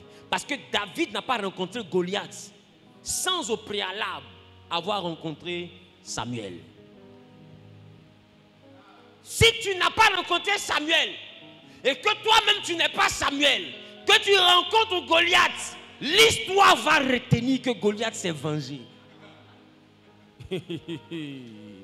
Frappé qui a s'est passé. Je parle à quelqu'un. Est-ce que je parle à quelqu'un? Parce que quand tu vas vers les esprits, il faut être sûr de qui tu es. Parce que dans le monde spirituel, on ne joue pas. Il y en a qui sont et disent, non, ils m'ont tenté. Qui a le temps de te tenter? Dans le monde spirituel, qui a le temps de te tenter? Change-moi ce verbe. Il faut dire, ils m'ont loupé. C'est-à-dire que, c'est-à-dire ils ont tiré, ça ne m'a pas eu. Et que Dieu soit béni, parce que ça m'a loupé. Il ne faut pas dire qu'ils t'ont tenté. Personne n'a le temps. Dans le monde spirituel, on ne s'amuse pas. Enfant tue maman, maman tue enfant, meilleur ami se tue, papa tue enfant. C'est mélangé. J'ai dit ça le vendredi dernier. Donc on n'a pas le temps de te tenter dans le monde spirituel. D'ailleurs, on n'a même pas beaucoup de balles pour tirer juste pour te tenter. Ils t'ont loupé. Ils t'ont pas tenté. C'est bon? C'est bon? Joe, sois changé en un autre homme. Mais pour être changé en un autre homme, il te faut rencontrer un homme qui a déjà été changé.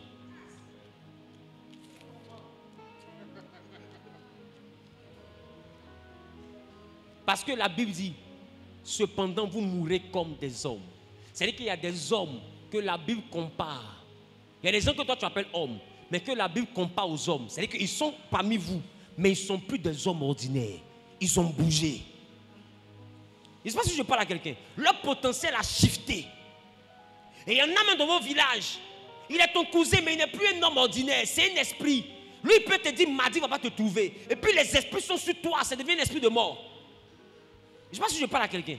Parce qu'ils sont dans une dimension où eux, puis le monde spirituel, ils font une même entité. Je ne sais pas comment il y a t'expliquer. C'est des initiés. Leurs décrets ne sont pas bons. Je parle à quelqu'un. Et il y a des hommes comme ça aussi dans le corps de Christ. Des gens qui étaient ordinaires hier, des fois que Dieu a rendu extraordinaire aujourd'hui. Quand les gens les regardent, on dit, mais comment il arrive à faire ça? Comment il essaie de faire ceci? Mais écoute, ce n'est pas le même que tu avais connu. Oh, c'est là que je vous ai prêché avant de commencer ce thème-là. La différence entre Christ et Jésus. Quand il était en train de rendre ministère, on dit ta mère et tes frères t'appellent. Il dit qui est ma mère et qui sont mes frères? Je vous ai dit, une femme peut mettre un enfant au monde, mais elle ne peut pas mettre le prophète au monde. Ce n'est pas possible. Le prophète est né d'en haut.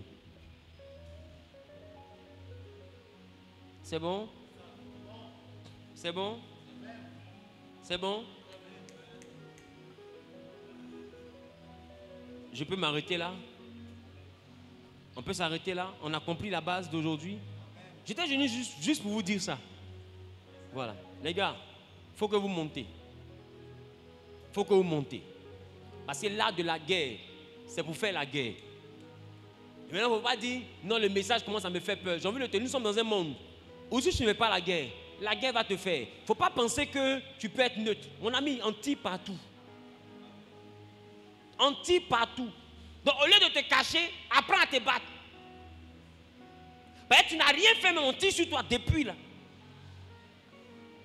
Tout ce que tu fais, on met au but. Ta santé est Nzasa. Te voici. Tu es dans la trentaine et puis toi, tu as troubles menstruels. Tu as symptômes de ménopause. Toi-même, il faut réagir ta vie. Tu n'as pas enfant et puis fibrome est rempli dans ton ventre, on dirait varicelle. Tu trouves que c'est normal? Ma question, tu trouves que c'est normal? À ton jeune âge, à toi, tu as fait quoi de ta vie? Trompe ici est bouché, dystrophie ici, patati patata. Tu trouves que c'est simple? Et non, on prêche ça là, ce qui dit là, ce n'est pas clair. Toi, ce que tu vis là, c'est clair. On te dit ta vie n'est pas claire. Et on veut te prêcher quelque chose pour que tu éclaircisses un peu ta vie. Et puis, moi je veux que tu puisses tchar un peu la vie. Il faut que ta vie soit un peu tchar. On doit éclaircir. Tiens, il faut qu'on éclaircisse ma vie. Ma vie est trop floue. Et tu pries, ça ne prie pas. Tu jeûnes, ça ne jeûne pas. Tu fais offrande, ça ne fait pas. Pourquoi? Parce que j'ai envie de te dire, le monde spirituel n'a pas peur de ta parole. Le monde spirituel a peur de ton niveau. On ne parle pas pour parler. On dit qui parle. Dans le monde spirituel, ce n'est pas la parole. C'est qui a parlé. Quand Dieu dit, la chose arrive. Mais ce n'est pas tout le monde qui dit. Et puis ça arrive. Donc le problème n'est pas de parler. Mais c'est qui parle. Maintenant, le problème n'est pas de prier. Qui prie? Avec quelle puissance tu pries? Avec quelle dimension tu pries? Quand tu es vide et que tu pries, tu as une cymbale qui retentit. Parce qu'il a dit, vous recevrez une puissance. Et toi, tu n'as reçu aucune puissance. Et puis tu veilles. Tu veilles qui? Tu veilles qui? Tu veilles quoi? Tu veilles comment et pourquoi? Au lieu de jeûner pour chercher la puissance, tu jeûnes pour chercher Marie. Tu as vu ta vie?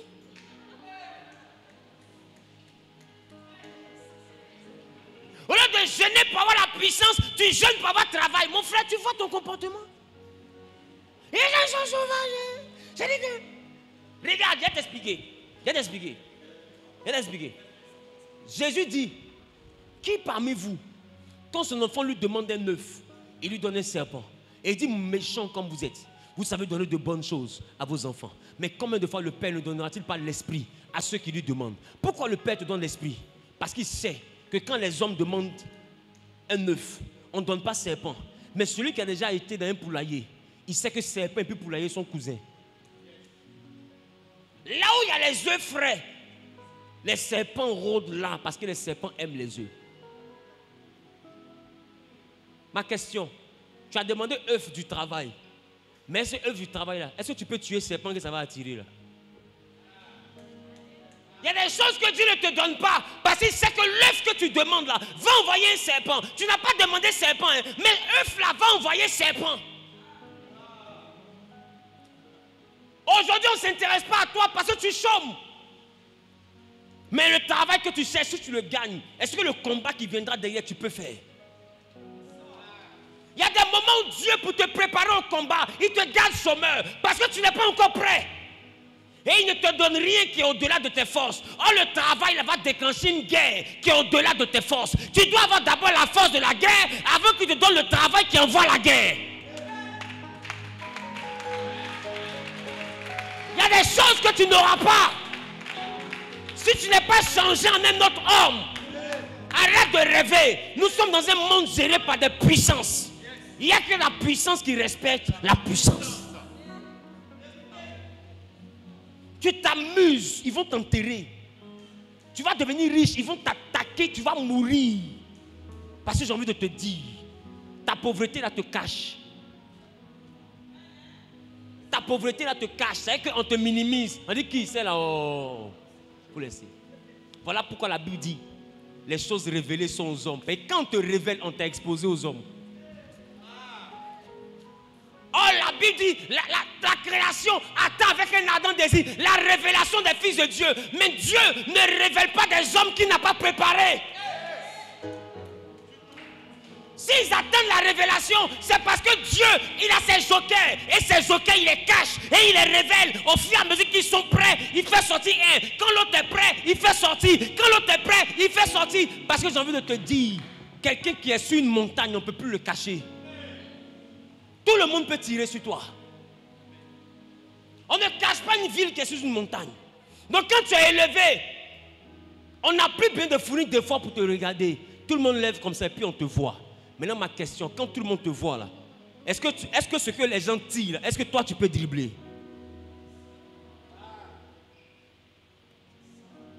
Parce que celui qui est révélé est exposé.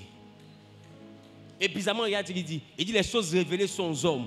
Et il dit les choses cachées sont à Dieu.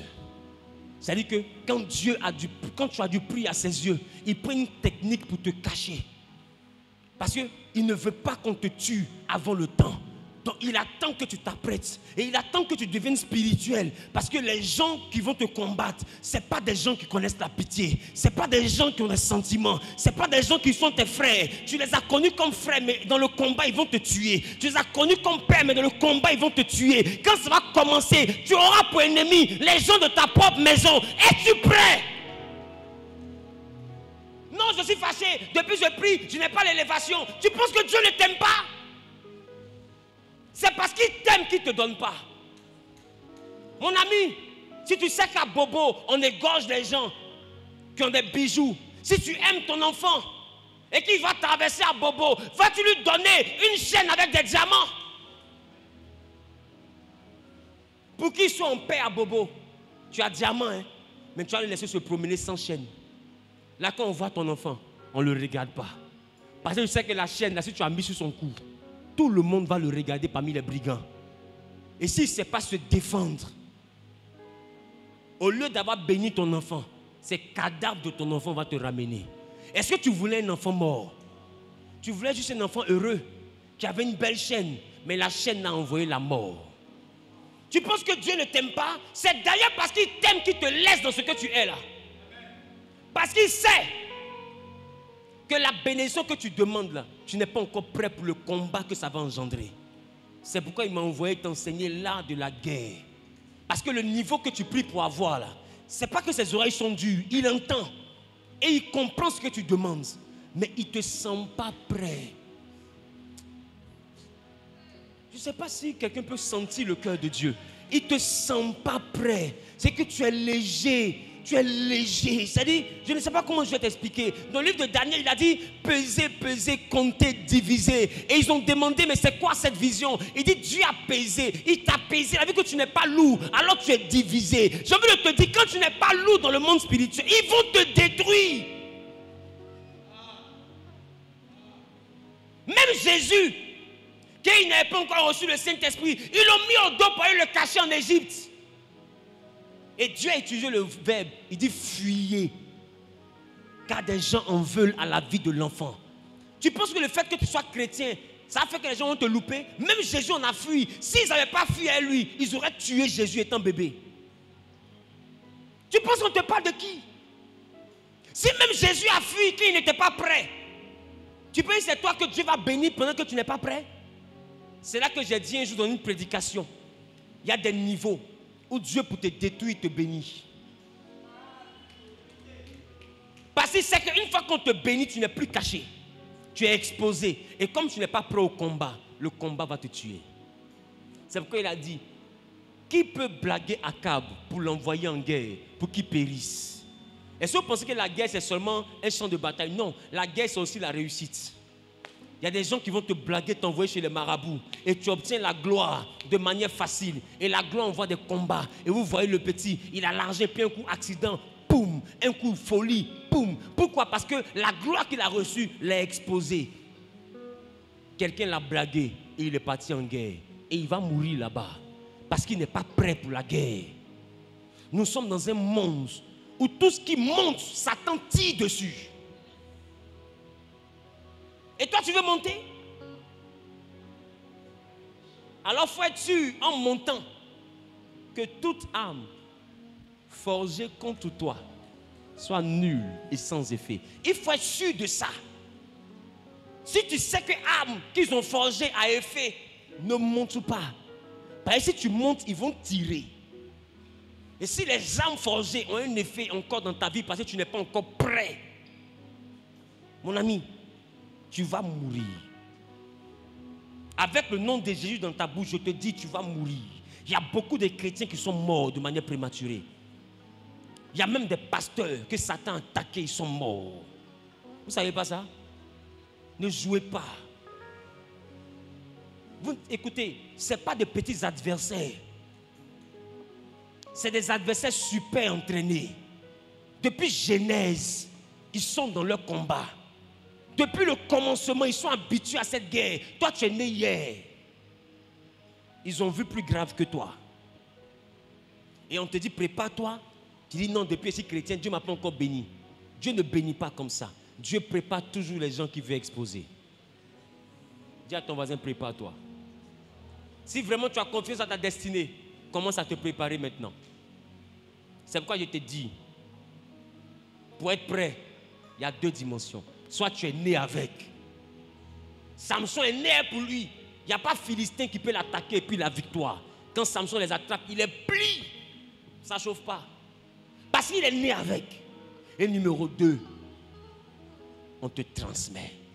Quand Élisée a reçu l'onction que Élie avait transmis, la Bible des gens sont venus capturer Élisée. Et il a dit, Seigneur, frappe cette nation d'aveuglement. Et toute l'armée était aveugle. Vous n'avez pas lu? Parce qu'il était prêt, il était oint. Quand ils viennent chez toi la nuit, qu'est-ce que toi tu vas faire? Au stade où tu es, tu n'arrives même pas à dormir seul dans une maison. Tu as bruit de souris et tu es traumatisé. Tu vois Salomon, tu mets feu. Tu n'es pas prêt. Ben, je te dis, en tant que prophète, et je te confirme, il y a un niveau du combat où tu te réveilles la nuit et puis quelqu'un est arrêté. Et ce n'est pas un débat. Je ne t'ai pas dit en songe ni en vision. Le monde spirituel est plus réel que ce que tu imagines. Tu vas te retrouver avec quelqu'un dans ta maison comme ça. Il y a des gens qui se sont trouvés morts dans leur maison. Le matin venu, c'est quelqu'un qui est venu les achever. Il y a des moments où tu peux voir la personne. Si tu n'es pas plus puissante que la personne, tu vas rester. Vous pensez que c'est un jeu? J'étais en blé quand ils m'ont limé bois. J'ai déféqué sur moi en plein 2h du matin. Vous croyez que c'est un jeu? Et j'ai vu des anges descendre. Et des gens se battent autour de moi. Mon côté en bas, c'est mort. Je ne peux plus bouger, je regarde le palabre. Toi, tu crois qu'il s'agit de quoi? Nollywood. Toi, tu vois ça en Yatin, c'est ça? Karachika, c'est ça? Amuse-toi. Et on voit des gens, ils veulent devenir pasteurs par effet de mode. Mon ami, si tu n'es pas un habitant d'en haut, tu es en train de détruire ta destinée. Parce que le monde spirituel, c'est pour les habitants d'en haut. Ce n'est pas pour ceux qui connaissent la Bible. La Bible peut être connue par les philosophes. Mais un philosophe n'est pas un habitant d'en haut. Monte.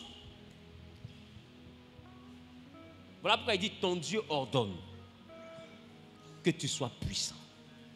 S'il y a une chose que ton Dieu libère dans ta vie, c'est la puissance. La capacité à être puissant. Il dit que tu sois puissant. Non, c'est une capacité à acquérir la puissance. Ce n'est pas une capacité, ce n'est pas l'aptitude de la puissance, c'est la capacité à acquérir la puissance. C'est-à-dire que la puissance est disponible. Soit tu es né avec, soit il faut qu'on te donne.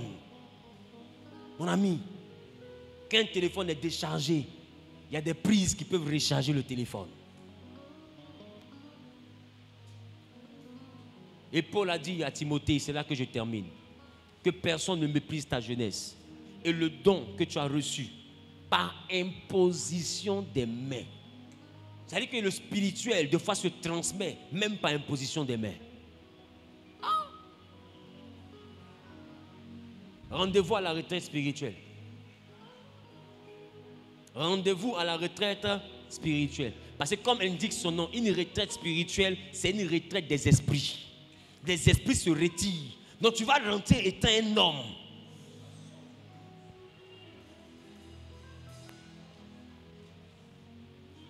Moi, je suis sûr que tu n'as pas compris. J'ai dit, tu vas rentrer étant un homme.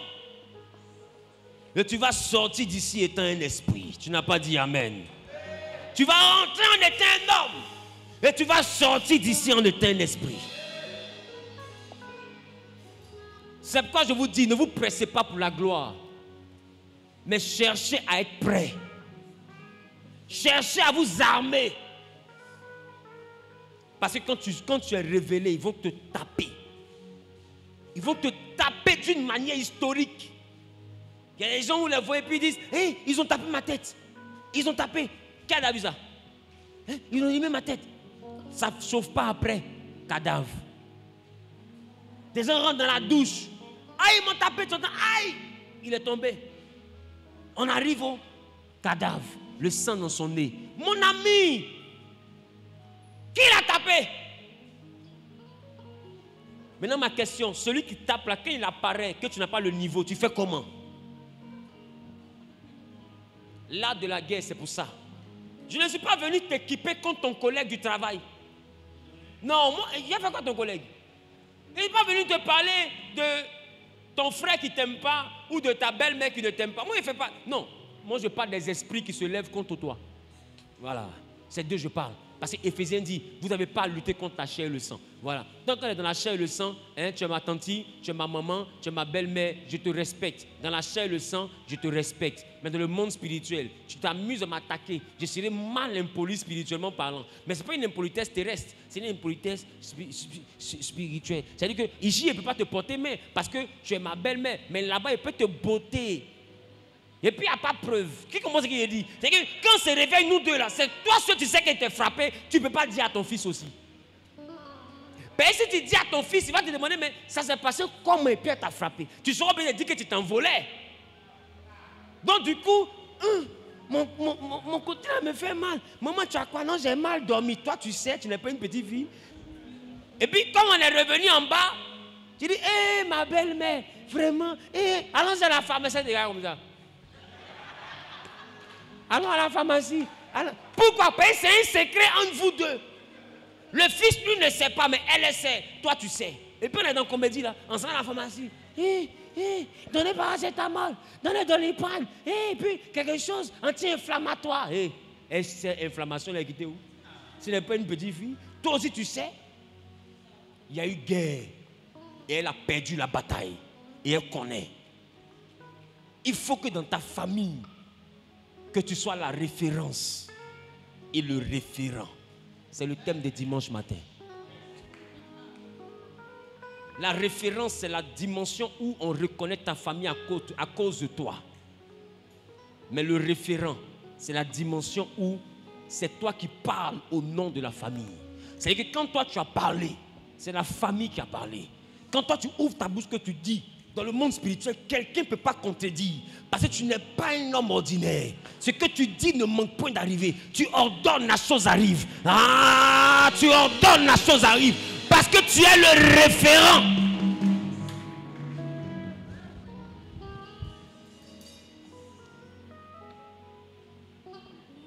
Dis avec moi, dimanche. C'est vrai, il dit dimanche, là, c'est pas bon. Parce que je prêche ça là au culte. Et puis après, on va pratiquer. Il faut que tu sortes d'ici en étant la référence. C'est-à-dire que quand on dit que quelqu'un n'a pas réussi, c'est toi ta réussite qui est la référence. Et numéro 2, tu es le référent. On dit que quelqu'un va mourir. Et puis toi tu te lèves, tu dis, il ne mourra pas. Et puis les sorciers même, ils sentent que s'il est mort, ils ont problème. Parce que le référent a parlé. Quand le référent parle, on ne touche pas. C'est que lui l'a dit, on ne touche pas. Je parle à quelqu'un. Tu dois monter dans cette dimension. Ce thème-là, ce n'est pas un thème pour les hommes. Ouais. C'est le thème pour des personnes que Dieu compare aux hommes. Il dit cependant, vous mourrez comme des hommes. Psaume 82, le verset 6. En tant qu'il te dit, vous mourrez comme des hommes, c'est que vous n'êtes pas des hommes. Il dit, j'avais dit, vous êtes des dieux. Je ne parle pas là pour les hommes. Non. On ne vient pas dans mon rêve. Hein. Il y a au moins 3 cadavres dans ma famille comme ça. Non. Tu cours dans mon rêve. Rest in peace. Aïe. Comment tu es chrétien et puis tu as femme de nuit. Et puis tu es garçon et puis tu as mari de nuit. Un esprit woubi. C'est que mais ils sont bizarres. Hein? C'est que toi tu as un esprit woubi. C'est tellement Satan ne te respecte pas même là. C'est gars. Et Dieu. Il y en a même, ils dorment même, puis ils ont petit pompier céleste. Ils dans les rêves. Je parle à quelqu'un. Regarde, on va dire voisin. Arrête de te voir comme un homme ordinaire. C'est bon? On est prêt pour dimanche? Demain, il n'y a pas de jeûne. Reposez-vous. Dimanche, on jeûne de 6h à 18h. On est au culte de 10h à 13h. Quand le culte finit, ceux qui ne veulent pas être à la retraite, et puis nous, on continue de 13h à 18h. Amen. La retraite est totalement gratuite.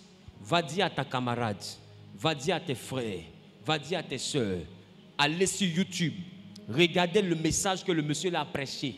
Si ça vous intéresse, allons à l'église dimanche. On va prier par rapport à ça. Parce que dans notre famille où on est ici, là, il y a trop de sorciers, il y a trop de ceci, il y a trop de cela. La solution, là, c'est dans le message, là. Il faut qu'on monte. Et tu les invites. Ceux mêmes qui sont connectés au réseau, vous avez la capacité d'inviter vos frères des États-Unis, de l'Europe, partout sur YouTube. Il y aura aussi le direct par rapport à la retraite spirituelle. Mais je te dis, toi qui es à Abidjan, direct est mieux que direct.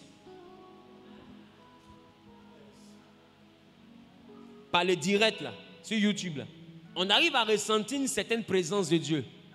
Mais elle ne peut jamais égaler ce qui est ressenti en présentiel.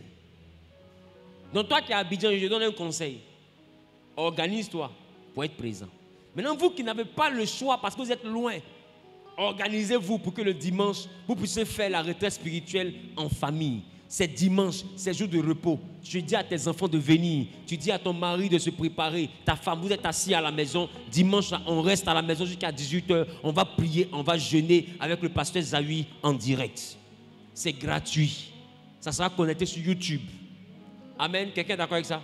Maintenant, tu as Abidjan ici. Tes frères sont en Europe partout. Dis-leur de se connecter sur mon compte YouTube. Révérend Wilfried Zawi. Le dimanche, le direct va commencer à 8h.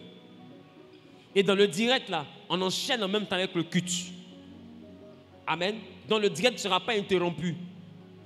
C'est-à-dire, on commence à 8h notre prière de la retraite spirituelle. À partir de 10h, on commence la prière d'introduction dans le culte. On finit le culte à 13h, amen final. Et puis après ça, maintenant, on continue notre retraite spirituelle et on libère ceux qui n'ont pas de temps. Amen. C'est quand quelqu'un n'a pas le temps, peut-être que lui, il est né pour lui. Amen. Ou bien on lui a déjà donné. Amen. Donc il cherche comment se gérer. Amen. Quand le tonnerre gronde, chacun attrape sa tête. Amen. Voilà. Donc rendez-vous dimanche. Quelqu'un dit rendez-vous dimanche. Ah, j'ai pas entendu. Quelqu'un dit rendez-vous dimanche. J'ai pas entendu. Qui sera avec nous le dimanche? Ah. Les gars, que Dieu vous bénisse. Que Dieu vous bénisse. Est-ce que vous savez que c'est la première retraite spirituelle ouverte que je fais gratuitement? Qui c'est ça? Donc, il faut venir. Il faut participer. Ça peut être la dernière. Que celui qui a des oreilles entende ce que l'Esprit dit aux églises. Va où? C'est que si tu as entendu ce qu'il a dit. Tiens-toi debout, on va prier pour la fin. Nous avons une masterclass par rapport aux hommes d'affaires. Tu es un homme d'affaires. Tu veux monter à un autre niveau dans le monde des affaires. Tu vas écrire simplement au WhatsApp. Ça, ce n'est pas gratuit. Il reste juste 5 places. Tu vas écrire au WhatsApp plus 225 01 01. Tu peux afficher le WhatsApp, s'il te plaît? 01 01 01 98 48. Plus 225 01 01 01 98 48. Tu te présentes, je suis monsieur Tan. Je suis dans tel domaine d'activité. Voici ce que je fais. Voici ce que je fais. Voici à quel niveau je suis de mon chiffre d'affaires. Voici où je veux arriver avec le Seigneur. Et puis, on te donnera les conditions pour participer à la masterclass. Et puis, tu pourras le faire. Cette masterclass va durer sur 6 mois. Amen. Elle va durer sur 6 mois. Et tous les samedis soirs, même après la masterclass, et la masterclass aura lieu la semaine prochaine, jeudi, vendredi et samedi, pendant 3 soirs. Et après cela, tous les samedis soirs, il y aura ce qu'on appelle la classe des élites. C'est les samedis de 19h à 20h30, c'est sur Zoom. La masterclass aura lieu sur Zoom et même la classe des élites, c'est sur Zoom. Et tous les samedis, pendant 6 mois, c'est jusqu'à fin mars, nous aurons la classe des élites pour les hommes d'affaires. Amen. Maintenant, pourquoi c'est jusqu'à fin mars? Parce qu'en réalité, pour nous chrétiens, fin mars est la fin de l'année. Parce qu'en tant que chrétien, le nouvel an chez nous, c'est la Pâque. Donc quand je dis 6 mois, c'est parce qu'en réalité, nous sommes en train de préparer la rentrée spirituelle. Il faut que jusqu'à ce qu'on arrive à la rentrée spirituelle, que tes affaires montent à un autre niveau. Il faut que ta vie monte à un autre niveau. Et ceux qui ont été au masterclass avec moi savent que ce que j'enseigne au masterclass est carrément différent de ce qu'on peut se dire à l'église. Qui assiste à une masterclass? Que Dieu vous bénisse. Voilà. Donc, les gars, nous avons 20 personnes, on est déjà à 15 personnes, il va nous rester 5 personnes. Donc, vous écrivez simplement au WhatsApp et puis on aura le temps de prier ensemble et de travailler ensemble. Sans compter que les mercredis matin, j'aurai des temps de réception téléphonique avec tous ceux que j'appelle les élites. Donc, mercredi, on aura le temps d'échanger tous les mercredis pendant les 6 mois. Chaque mercredi, on pourra se voir par téléphone, par appel vidéo, même par appel audio. Et puis, on aura le temps d'échanger par rapport à leurs affaires, etc. Tu veux t'inscrire, tu te présentes à ce WhatsApp qui est affiché. Et puis, tu dis, je suis monsieur Tan, madame Tan, voici ce que je fais. Et voici à quel niveau je veux aller. Voici ce que je veux. Et je veux m'inscrire à la masterclass. Et on te donnera les informations pour participer. Que Dieu te bénisse. Je prie que la grâce et la faveur de Dieu soient sur ta vie. Je prie que ta nuit soit bénie. Je prie que le Dieu des esprits des prophètes commence à activer le surnaturel qui est en toi. Et que le surnaturel soit naturel dans ta vie. Que le bonheur et la grâce s'activent dans ta vie. Et que Dieu te donne la victoire et la suprématie sur les camps de l'adversaire. Qui a dit Amen bien est propriétaire. Je déclare, je décrète et je prophétise que le bonheur et la grâce s'attachent à ta vie. Et que là où tu étais tombé hier dans le combat spirituel, que tu reprennes le dessus au nom de Jésus. Que la domination repose sur toi au nom de Jésus. Que le règne repose sur toi au nom de Jésus. Et que le Saint-Esprit t'accorde la victoire dans tous tes combats. Dans le nom de Jésus, j'ai prié, quelqu'un a dit Amen 7 fois.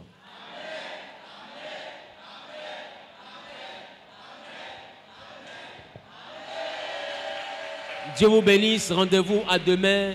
Rendez-vous demain 18h. Soyez bénis.